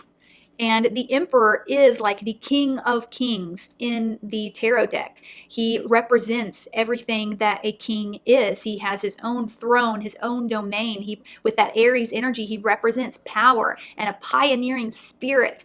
And he's extremely wise. He knows exactly what's going on in his kingdom at any given moment. And he's definitely a powerful, powerful figure. And so there is something grand that's meant for you, specifically because of your personality. You know, a lot of where we end up in life does come or is based on like circumstances, of course, that always has to be taken into account. Our circumstances. What background do we come from? What family do we come from? What sort of opportunities are available in the country that we live in or the society that we're in? What sort of discrimination do we deal with? All these sorts of things obviously play a role in where we end up. But another very important component in that is our own personality and who we are. And, you know, we've seen many a story of someone going from rags to riches. And once you look at those interviews or you watch that story play out in a film or in a book, you realize that the only way that person was able to get from rags to riches was of their own accord, their own personality, and their own drive. Because in the circumstances they were given, there was no, if they just relied on those circumstances, they couldn't have gotten very far. But because of who they were able to push through and do something really grand. And you have that personality component, that magical personality component that's needed in order to have your very own rags to riches sort of story. And maybe you have some Aries in your sun, moon, and rising, or maybe it's in your 10th house of career in your chart. Let's look at the other tarot cards and see. All right, we have Ace of Wands, more Aries, Leo, Sag, fiery energy. Very good. Lots of very energetic that card is. Then we have the Five of Swords, which is about battle and, you know, people turning their backs on you and having to fight. You know, these are people who are fighting in a war. What are the chances they're going to be the ones to come out alive, right? It's dark, it's gloomy, it's hard. So this could represent kind of these circumstances that are around you. And may make it hard for you to really see the sunshine on the other end of it, because look at what you're in, look at the mess. And then we have the moon. This is Pisces energy. This could be, you all could have your south node in Pisces or your 4th house in Pisces, or this whole reading could have to do with the Pisces in your life. But the moon, which came up in another pile as well, you may have felt called to 2 piles. And if you did, go back and take a look at the piles, because there was another pile this card came up in. So yeah, the moon is about a journey in the dark, okay? A journey in the daytime is easy because the sun is out and you can see where you're going and you can very easily tell what everything is. That's a sign, that's a rock, that's an animal. It's super easy, right? But if you're going to go on a journey in the dark, it's so much more difficult. You can get tricked. Your eyes can trick you. The light can trick you because everything's so dark. There could be dangerous things that you can't see because of that darkness. And this to me, both of these cards represent the household that you grew up in or the background or circumstances that you came from. And these 2 cards together are kind of the worst circumstances to have handed to you, especially if you're someone who has a big dream. It feels like you have everything up against you. But what God and what Esther are wanting to point out is that you have the Ace of Wands. This is innately in you. This is your personality. And guess what? With this ace here, with this torch, you can light this and see all the way through the dark on your journey. You not only have the light of the moon, but you have your own bright torch that's going to make it feel like you are traveling in the daytime with the sun. Might as well. You've got your own little sun right here in your hand to help you. And that's kind of what God's wanting to point out. Just as Esther, you know, Esther, whenever she became queen, and even whenever she was kind of handed this task of, you've got to be the one to save your people, she instantly kind of thought, well, there's no way, like, God, you must have picked the wrong person. Like, I'm not anyone special. I came from, you know, I'm an orphan, a Jewish orphan that grew up without much of anything, and I'm kind of quiet and meek, and I'm not like, it can't be me that's going to be making this happen. That's not possible.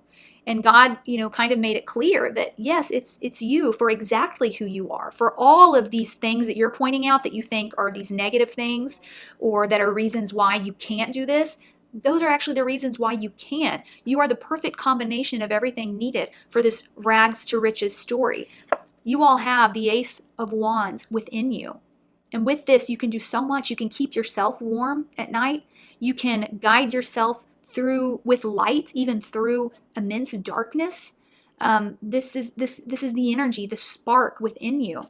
So it's time to start dreaming that distant dream that your topper card talked about. Keep believing in it, because like Esther, you will persevere, and you will, at the end of your life, be one of those people that whenever you tell your life story, people are like, what? That's crazy. That's insane.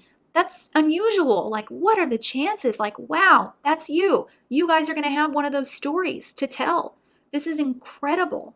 Absolutely incredible. I'm like so excited looking at these cards. I can't wait to see what these other cards have to say. So let's look at my two love cards. Because to me, Esther really is a story of love. It's Esther had to learn to love herself, to own her authenticity and her Jewish heritage at the cost of her life. She had to learn to love herself. She learned to love her husband, even though he was vastly different from her, and he learned to love her for who she is.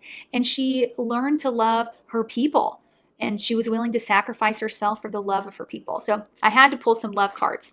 So let's look at the tarot, the love tarot. Okay, we have 10 of Wands. And then we have healing family issues. I'm not surprised to see that. It says your love life benefits as you forgive your parents. Don't get stuck in the past. Don't get caught up in, man, if I had only been born in a wealthier family, if I had only had a parent there to guide me and to really care for me and nurture me, then I wouldn't be where I'm at right now. If I had just had the right circumstances, I would have a chance at becoming the emperor I want to become. And God's here to say, forgive all that and let it go, because it was this combination of circumstances, this darkness and this pain and this turmoil from your past that's actually going to be a part of where you end up and the greatness you end up at. So it's time to heal that and let it go so that you can start traveling towards your future instead of being stuck in the past and the what ifs. And the 10 of Wands is about a really, really long journey to get to where you need to go. But it's about being at the end of that. Like you are finally there. You're finally at the 10 and we're about to get back to the ace. So right now, all of these things from your past are weighing down on you like a heavy burden. It's going to be very hard to make it to the journey of becoming an emperor if you're carrying 10 wands on your back as you're walking. And these 10 wands, again, represent the what ifs from the past, the anger and the resentment towards your circumstances. It's weighing you down. Once you release, drop those 10 wands on the ground and pick up your ace so you can travel lightly and powerfully and swiftly and quickly. And with that energy that you needed, that pep in your step, that's when you're going to get to your throne. That's when you're going to become that emperor that God designed you to be. Release the past, just as Esther had to do. She had to release her circumstances, and she had to remember that regardless of her circumstances, she is a unique individual with a unique path that is hers to carve and hers to create, and has nothing to do with the parents that she was given, the home life she was given, the religious background she was brought up in. Had nothing to do with that. It had to do with her, and you have the power. You are incredibly powerful. I wish I could transmit to you the energy that I'm feeling from these cards, because it's exciting me to even look. I mean, there is so much depth and power here that you all have that you aren't yet using, okay? You're going to have that rags to riches story. And that doesn't mean, I'm not saying all of you are meant to go from poverty to riches. By rags to riches, I mean from something horrible to something so incredible and amazing that it's like, wow, you really beat the odds to get there. That's you. Okay, let's look at our last two cards. We have the Storyteller and the Guardian Angel of Children. Oh my gosh. The Storyteller says, ability to experience and express life through stories and symbols. And the guardian angel of children says, I honor the precious child within me, and I nourish and cherish all new beginnings. For some of you, this is making me a bit emotional because for some of you, there is a guardian angel wanting to come through, and it could be a grandparent as well that had passed on before you were born or when you were very, very young, that is wanting you to know that even in these dark times from your past, you have had this guardian angel on your shoulder through everything that you went through, that saw it all and protected you from as much as he or she could, whoever that was, and it loves you immensely. There is someone wanting to come through to say, please let them know they were not alone in all of that, and they were not unloved. I loved them. I adored them. They are worthy of love. Someone, that message is for someone out there, very strongly coming through. So yeah, with the way that you're going to be able to heal these family issues is by, instead of focusing on the circumstances or the parents or the home, focusing on just putting love into your own inner child, nurturing that own inner child within you, getting her strong, he or she strong and well fed and feeling loved and able to be vulnerable once again. That's where the focus needs to be. And with the storyteller card, I feel like a lot of you could heal these family issues through communicating, either with a therapist or with friends and family that you feel close enough to do that with, through journaling. Some of you may be destined to be poets or songwriters and singers, or to have your own sort of social media platform to communicate things on.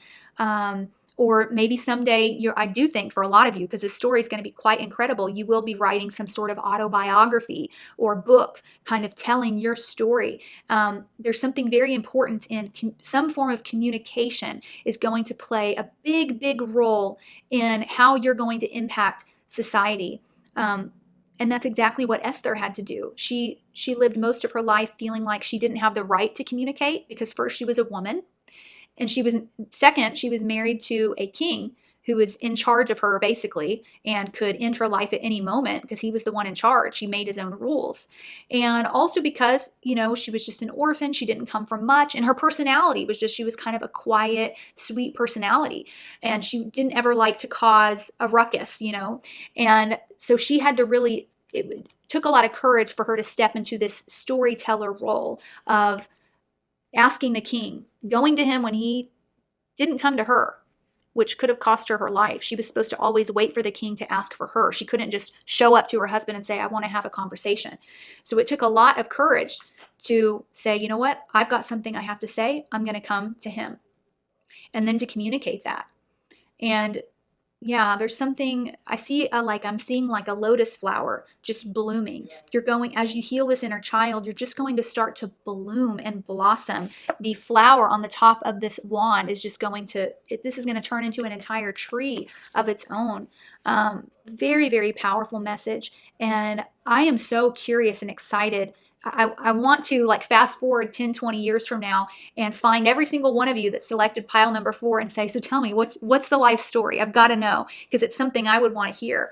Maybe some of you are going to become screenwriters, or there's something big here. Some of you are going to learn other languages. You're going to speak multiple languages through your travels and your journey and your experience. But what powerful souls you guys are. And I promise you, your soul is so strong, so powerful, that under any circumstances, you all have the ability to bloom. You are not weak individuals at all. And Esther didn't realize how strong and powerful she was either. She wasn't ready to accept it. For the longest time, she wasn't ready to accept it. And, sometimes we can confuse power and strength with the people who are loud and bossy and, and bullish. But Esther is a true representation of strength. Because she didn't need to do anything, loud and out there in order to showcase her strength. It was a quiet, steady, humble strength that pushed her as far in life as she got. And it's for you too. So I believe in you, and I can't wait to see your story unfold. God can't wait to watch your story unfold. It's time to start dreaming. Dream that dream about the future. Heal that inner child. Let go of your past. You're made for this. You were made for this life and you can do it. I would love it if you commented below and kind of let me know some more details on this incredible story of yours, of what's to come, what sort of past you grew up in and personality that you have and what sort of dreams you have. Please comment below so we can chit chat down in the comments. I love you so much. Thank you so much for coming to this reading. I'm excited for you. I'm feeling inspired myself, and I will see you at the next reading. Love you.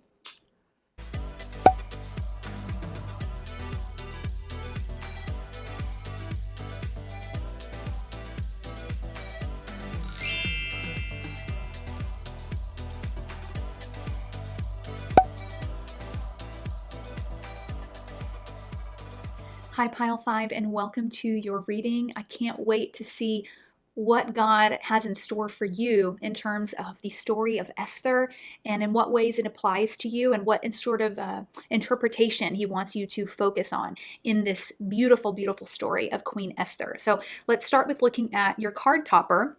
I don't know if you can tell because of the lighting in my camera, but even though this is daytime, you can still see, it's probably morning time, you know, and you can still see the moon out. It's a beautiful card. And on the back it says, draw in the moon. Draw down the moon. It says, the forest nymphs dance in sheer delight, singing soft songs. Find us in the wild. Good night. Beautiful.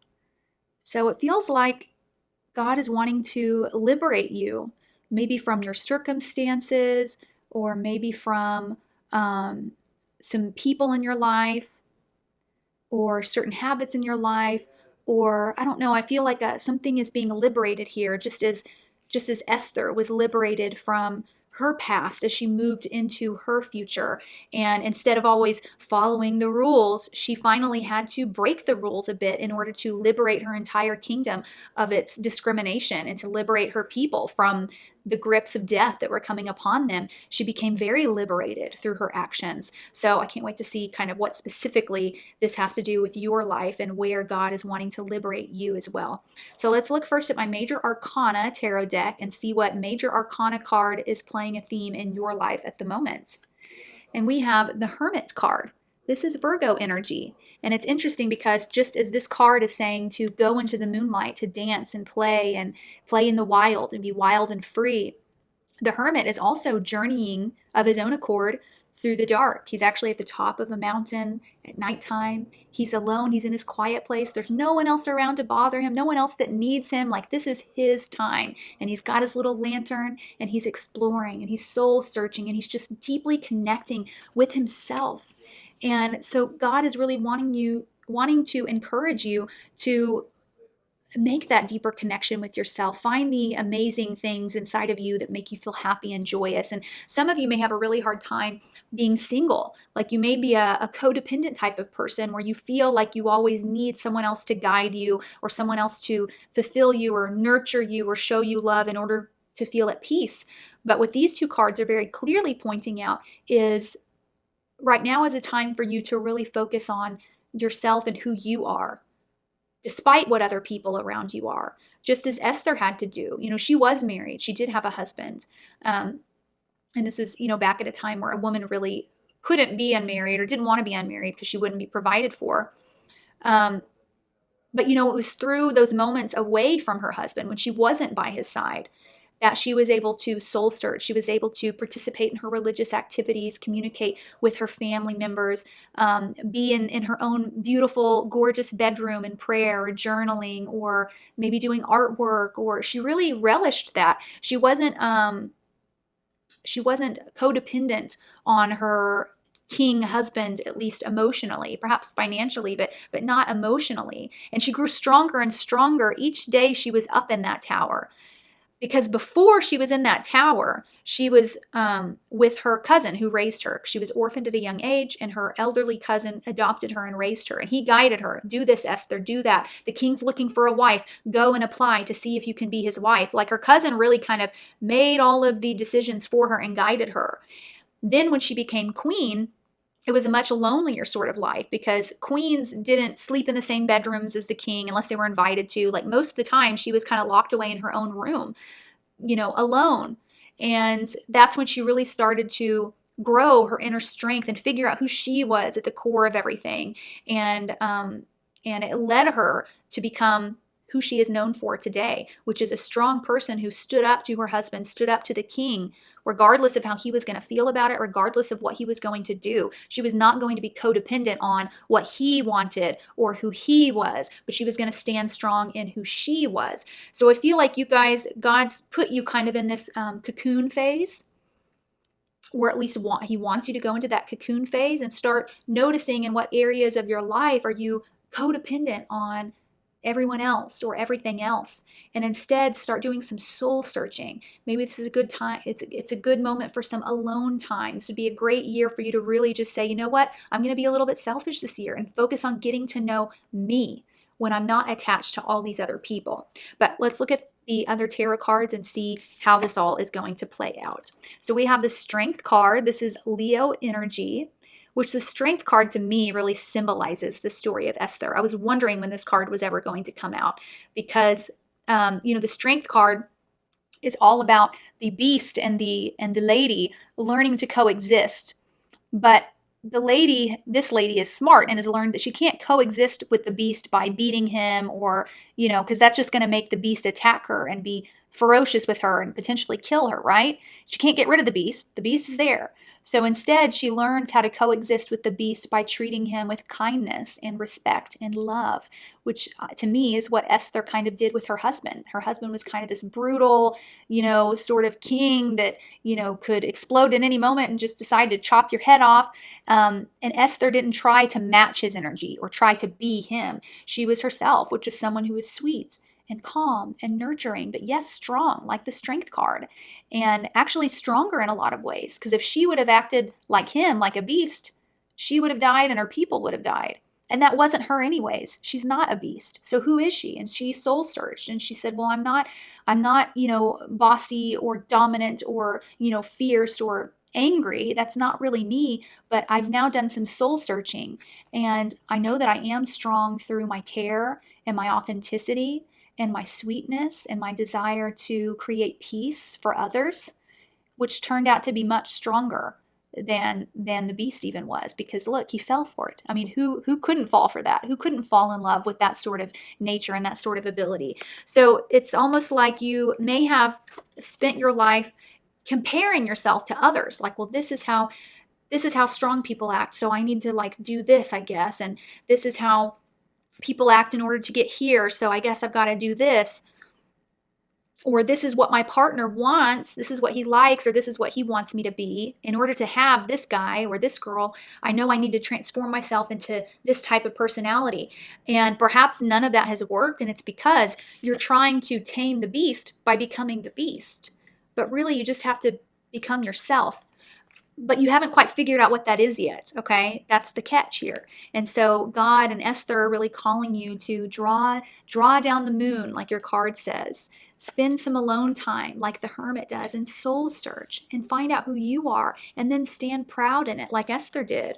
So the next two cards we have are Knight of Cups and Seven of Pentacles. So Knight of Cups is water energy, Cancer, Scorpio, Pisces. And for some of you, this could actually, Esther and God may be wanting to talk to you about your romantic life, because the Knight often represents that. And I definitely feel with the Seven of Pentacles here that I think you guys are wanting marriage, or you're wanting a better marriage, or you're wanting to find someone who loves you, okay? So you may be one of those that like is constantly watching tarot pick cards on my twin flame, my soulmate, where are they? When are they coming? Okay? And I feel a lot of frustration and like, this is taking forever. Why is this taking so long? What's going on? Am I worthless? I mean, does no one want me? And God's wanting to teach you how to love yourself and to be fully fulfilled and happy with that, regardless of if you have a partner. And it's almost like once you do that, this strength, this inner practice, this inner love, and this soul searching, and this kind of happiness in your solitude, that's when the right person is going to be able to come in. So God's really wanting you to take joy in yourself and your own abilities and your own independence, and not needing your happiness or your inner love to be dependent on someone else giving it to you, if that makes sense.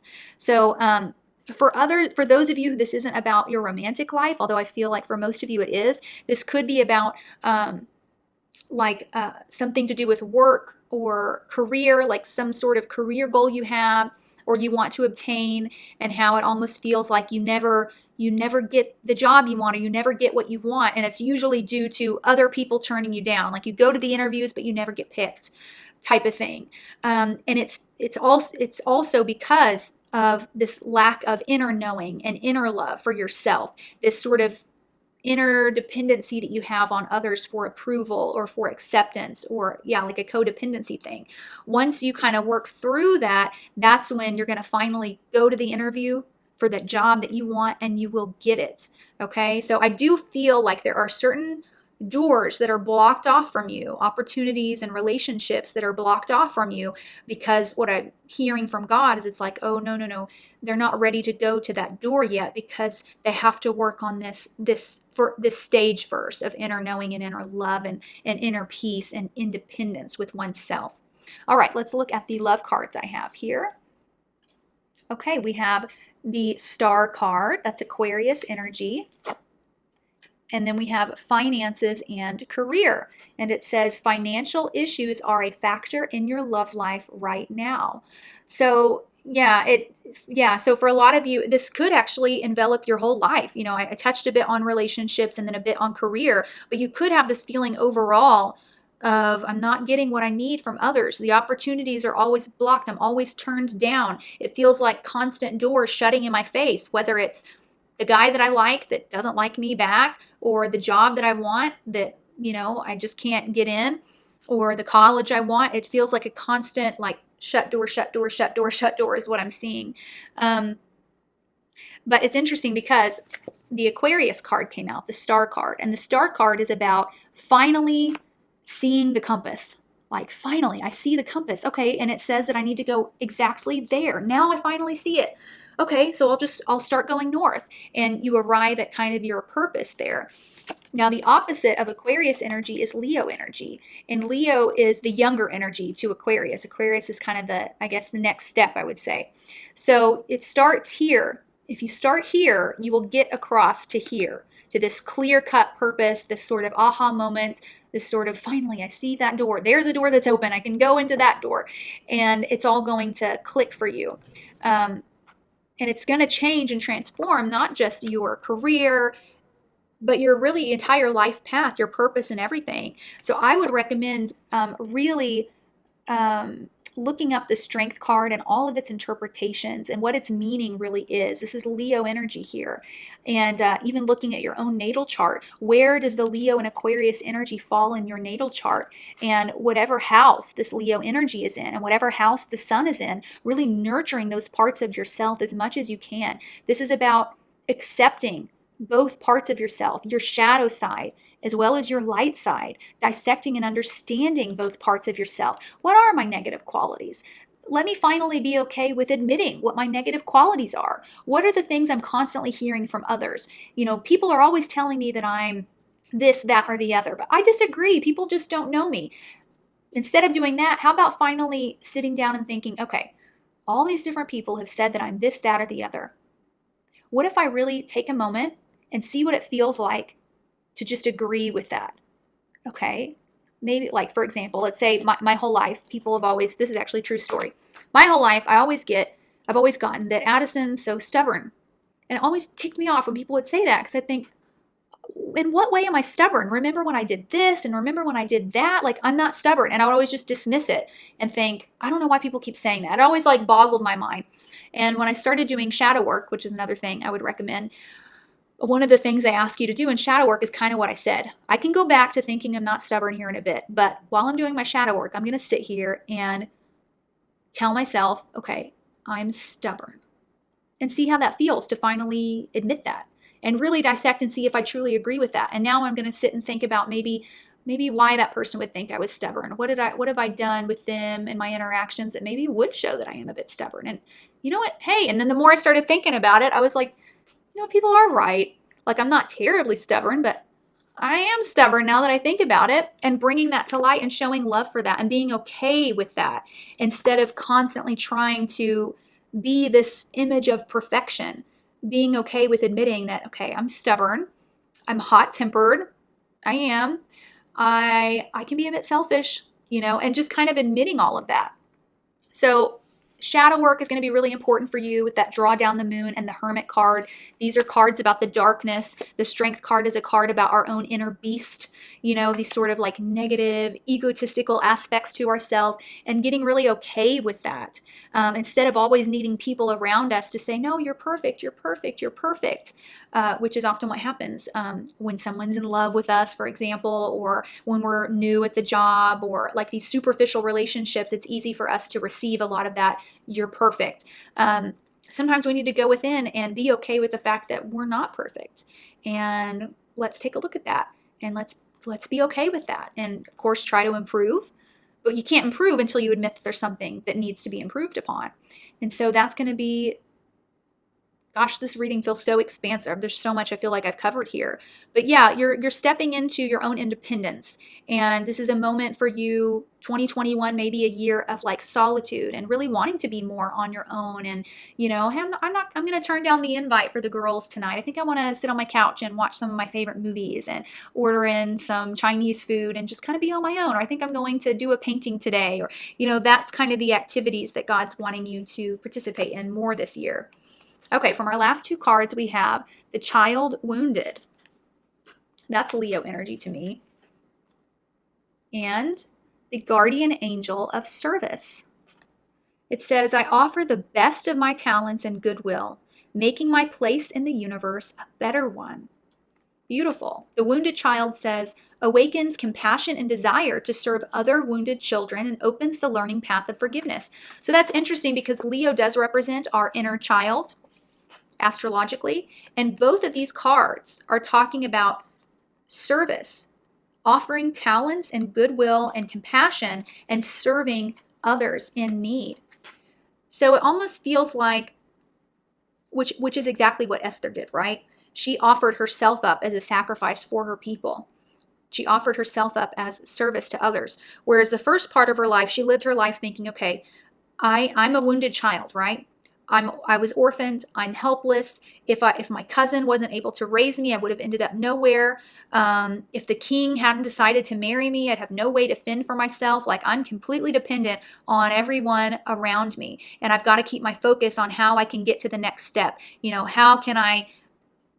that I'm an orphan, how can I find someone else to provide for me? Okay, I've got my cousin who's providing for me. Okay, now I'm getting a little older. Now it's time to think about how I can find a husband now to provide for me because my cousin's going to die. Okay, I got the king. I married him. He's providing for me. So it's almost like Esther had this idea of herself as like this helpless sort of being that was kind of like this empty pit that constantly needed to find ways to receive the energy and the affirmation and the love that she needed from others because, she was completely helpless.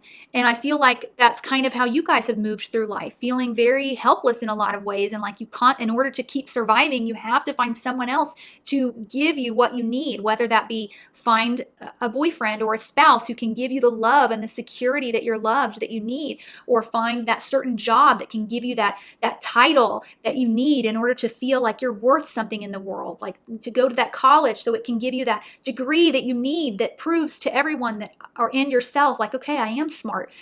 There's something like that that's been going on, and it's been a huge drain in your life, a drain of your energy and a drain of your talents, to the point that you haven't really been able to be of service to others, because only when we're healthy can we really be of service to other people. They always say you got to take care of yourself before you can take care of other people. If you've never learned how to take care of yourself, well, then you're never going to get to a stage where you can actually help other people.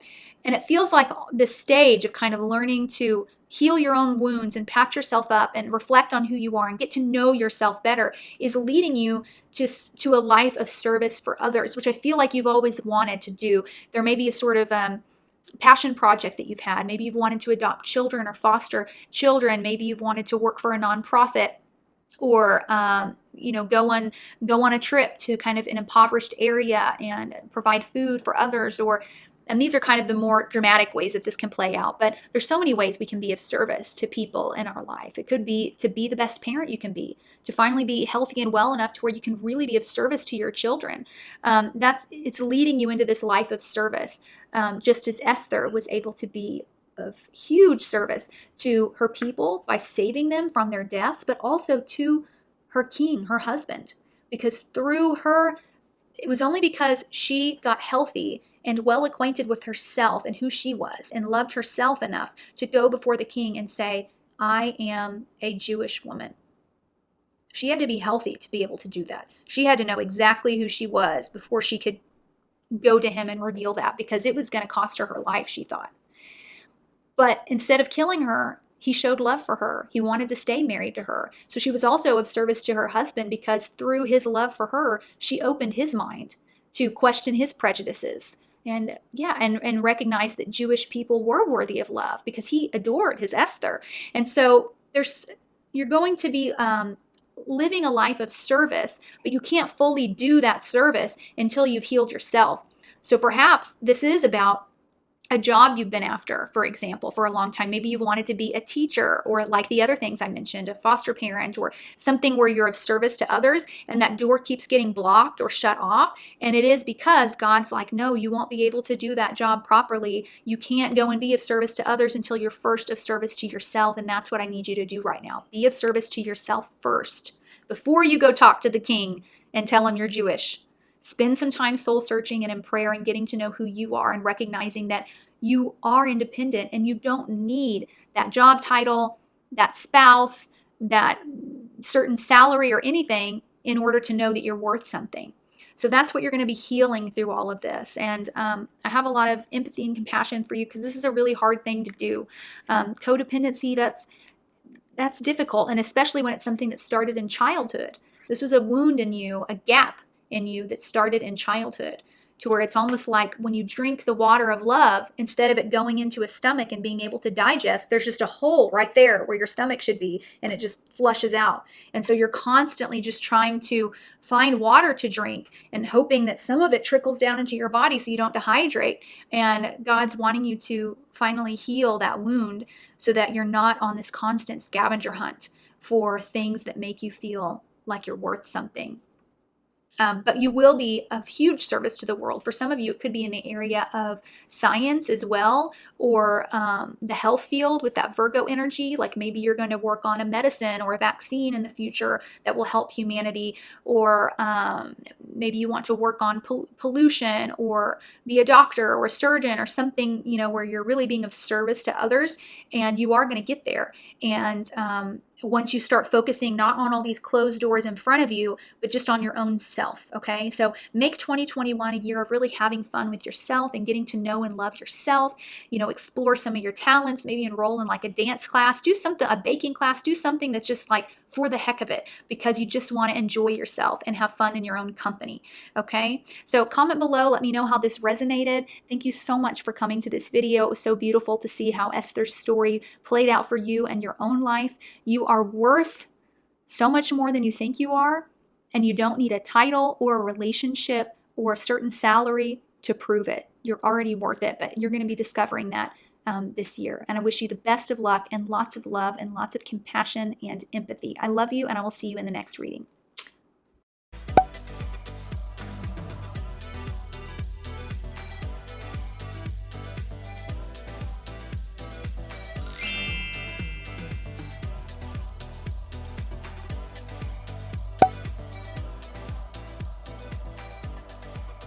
Hi, pile 6. You're the final pile, and so far every pile has been extremely different, very interesting.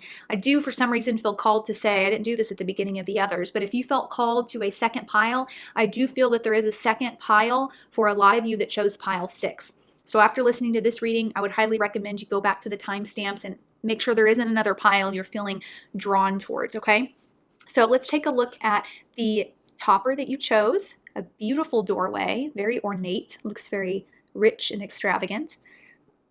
And the back of the card says, trust in the universe. Intuition has wandered and led you astray. The timing's not yours, but the universe at play.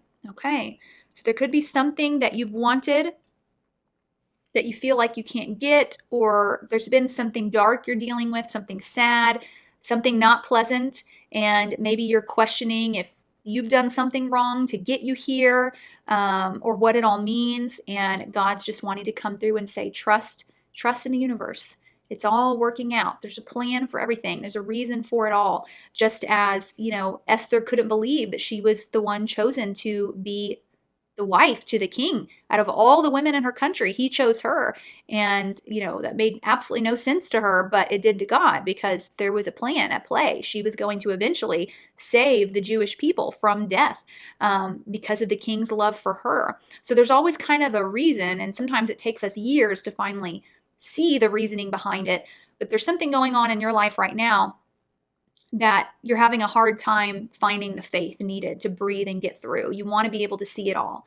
And God's wanting to say, sometimes we can't have all the answers.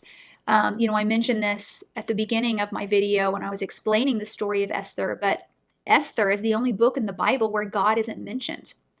God didn't come down and say, Esther, you must do this to save the Jewish people, but it's okay because I'll save you. There was no guarantees. Esther was able to pray, but she didn't have like the voice of God coming down. She didn't have an angel appear to her and tell her what to do. She had to truly just make her decisions and trust in the universe that things were going to work out or play out how they were meant to play out, whether or not she was happy with that outcome or not. She had to just simply think, okay, what do I know is the right thing to do? That's what I'm going to do. And I just got to trust in the universe. Okay, let's look at the tarot cards. This first tarot card is from my Major Arcana deck, so it'll show a Major Arcana theme that God's wanting to touch upon. And we have the Judgment card. Okay, there was another pile that this card came out on, so maybe that's the one that you also feel connected to. The Judgment card is about making the decision to leave everything you've known behind and walk into a new beginning. And it's it's typically more about a spiritual sort of perspective. Maybe not a lot in your physical world will be left behind. Maybe you'll still be in the same house or the same job, but perhaps a lot of your perspectives are left behind, or habits or thinking patterns. But you have to actually make the choice to finally step into that newness and say, okay, I'm going to be done with this. I'm washing myself clean of this and I'm moving into something new. It could even have a lot to do with forgiveness. Because the Judgment card is a very spiritual card, and forgiveness is absolutely a choice. We can choose to forgive or not to forgive. So this could have to do with finally choosing to forgive someone else and wash it away and move forward into, a new part, a new phase of your life. This could have to do with finally choosing to forgive yourself for some things and stop holding on to that. But let's look at the rest of the tarot and see how this all plays out. We have the Lovers card. This is Gemini energy. Then we have the Temperance card. This is Sagittarius energy. And then we have the Two of Wands. This is Aries, Leo, Sag energy as well. Those wands are fire. So I'm noticing a really interesting theme in these cards. This is pretty crazy. Okay, first in the Judgment card, we have a woman and a man here. This usually isn't how the Judgment card looks actually in most decks, but we have one man and one woman. It looks like they're praying to someone here, and then the angel's coming down. So I see a man and a woman there, so a 2. The Lovers has a man and a woman, so another 2. Then in the Temperance card, we have 2 cups, and cups in the tarot represent relationships and love and emotion. So another 2. And then we have the Two of Wands, and there's 2 wands here. So this definitely feels like it relates to some sort of one-on-one relationship, a marriage, a boyfriend or girlfriend, but it could also be a one-on-one relationship between like you and mom, or you and your dad, or you and your sibling, or you and your coworker. Something that's a one-on-one sort of thing that it's trying to be cleansed and healed actually. Yeah, it's not that you're going to leave. It's almost like God's wanting you to kind of forgive and let go and move into something new and something greater, but still with this same relationship, okay? So it's similar to Esther's story in the sense that when Esther married the king, she didn't tell him she was Jewish. She concealed her actual identity. She was being inauthentic to him. And when she finally did reveal that she was Jewish, the king very well could have been furious that, okay, you married me and completely lied to me about who you are, and you've been lying to me this whole time. How dare you? I hate you, and I'm divorcing you. I can never trust you again. This is unforgivable, right? The king could have chosen to do that, but the king actually chose the judgment card and, said, wow, I can't believe you lied to me. But then also with empathy, I'm sorry that you felt you had to lie to me. I'm sorry that you felt too scared to open up to me about this, but I'm so glad that you finally did. And even though, yeah, I wish that you had done it sooner or earlier, I'm not going to hold on to resentment for you for this. Let's wash this away and let's move into a new path together, our new marriage together, new and reborn. I forgive you. I now know who you are authentically, and I love you, and I want to move forward into the future with you. And that seems very similar to what's going on in these cards. We have the Lovers, but the Temperance card is about a healing of two energies. So whereas maybe perhaps once this felt like a beautiful sort of honeymoon phase, like, like perfect, everything's come together. Now there's been something that's happened that is calling for healing. But in both of these cards, we have divine intervention. In all three of these cards, there is an angel up in the sky that is helping you through all of this. God is here with you through all of these stages. There's a major, angelic, God-like spiritual energy helping you. And so the angel in the Temperance card, he's blending these two cups, and one cup has oil and one cup has water. And, it's like oil and water never mix. Let's just give up. Oil and water don't mix. Well, yeah, in the physical realm, oil doesn't mix with water. If you put them together, they'll separate. The oil will be here, water will be here. But guess what? With God, everything's possible. With this angel, this oil and water is going to mix and blend perfectly. Just like Esther could have said, well, the king hates Jewish people. The king's not Jewish. There's no way that we could ever continue being married. If he doesn't kill me for admitting this, he's definitely going to divorce me. The king is never going to marry a Jewish woman. This country hates Jewish people. They look down upon them. Instead, she had to trust in the universe, right? Because with God, everything's possible. And guess what? They did stay married. The non-Jewish man with the Jewish woman, they stayed married in their authenticity. And that's exactly what's going to be happening here, because we end with the Two of Wands. And you see this man has the world in his hands and he's looking towards the future. And the Two of Wands is about planning for the future, looking ahead. This man isn't looking behind him. He's not looking in the past anymore, because he took that judgment card and he made the call to let go, to forgive, to wash it away, and to move into something new. He's looking forward at the future. This is what I want to do 5 years from now. And then 10 years from now, we're going to be here. And he's got two people in mind, himself and someone else, which is what the Two Wands represent. So he could be thinking about his marriage, or, that's what I feel for most of you, but take it how it resonates. It's some sort of one-on-one relationship. But he's got both people in mind here. He doesn't just have one wand, he has two. And so he's making plans for the future, and he's not going to get stuck looking back in the past anymore. That's healed. That's washed away. By the grace of God, by God's immense power and immense love, what seemed impossible is possible, just like it was for Esther and her marriage. Beautiful, beautiful energy here. Let's look at, I have a couple of love cards, so I'm very curious to see what this has for you. Okay, we have the Page of Swords, so more Gemini energy, but this could also be Libra or Aquarius. And then we have Unrequited Love. It says there's not enough attraction or chemistry to keep this relationship going. Well, that's interesting, because that goes against everything that I'm seeing from these other three tarot cards. So I wonder if there's something from the past here. Let's take a look. Oh, and notice in the Unrequited Love, there's also another Knight of Swords here coming to this woman. He's like pleading to her, like, please take my hand in marriage. And for some reason, she just is like, oh, I don't want to. Page of Swords is a very investigative sort of energy. It's about learning some new things, really examining things, soaking in the data, and really kind of making a conclusion from that. I get it now. I'm going to pull some tarot, but I see this now. One or the other of you in this one-on-one relationship, based on kind of what's happened, is kind of looking at this very logically. through a lens of logic, like this air energy, this Page of Swords is, and it's saying, well, according to all the data, there's just not enough to keep this going. It's just not a match that makes sense. Like, this just can't work.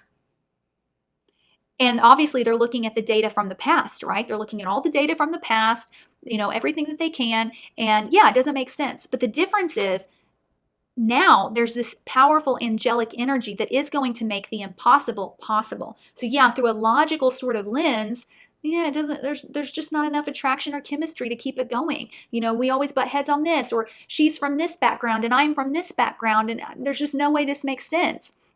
But yes, it does. It does. And perhaps you were brought to this reading to give you faith in this. Esther was an orphaned Jewish girl that became the wife of a non-Jewish king who actually was, prejudiced against the Jews. And he was raised in royalty, and they became a married couple, a king and queen, a husband and wife. So yes, it's possible, regardless of what the data is telling you.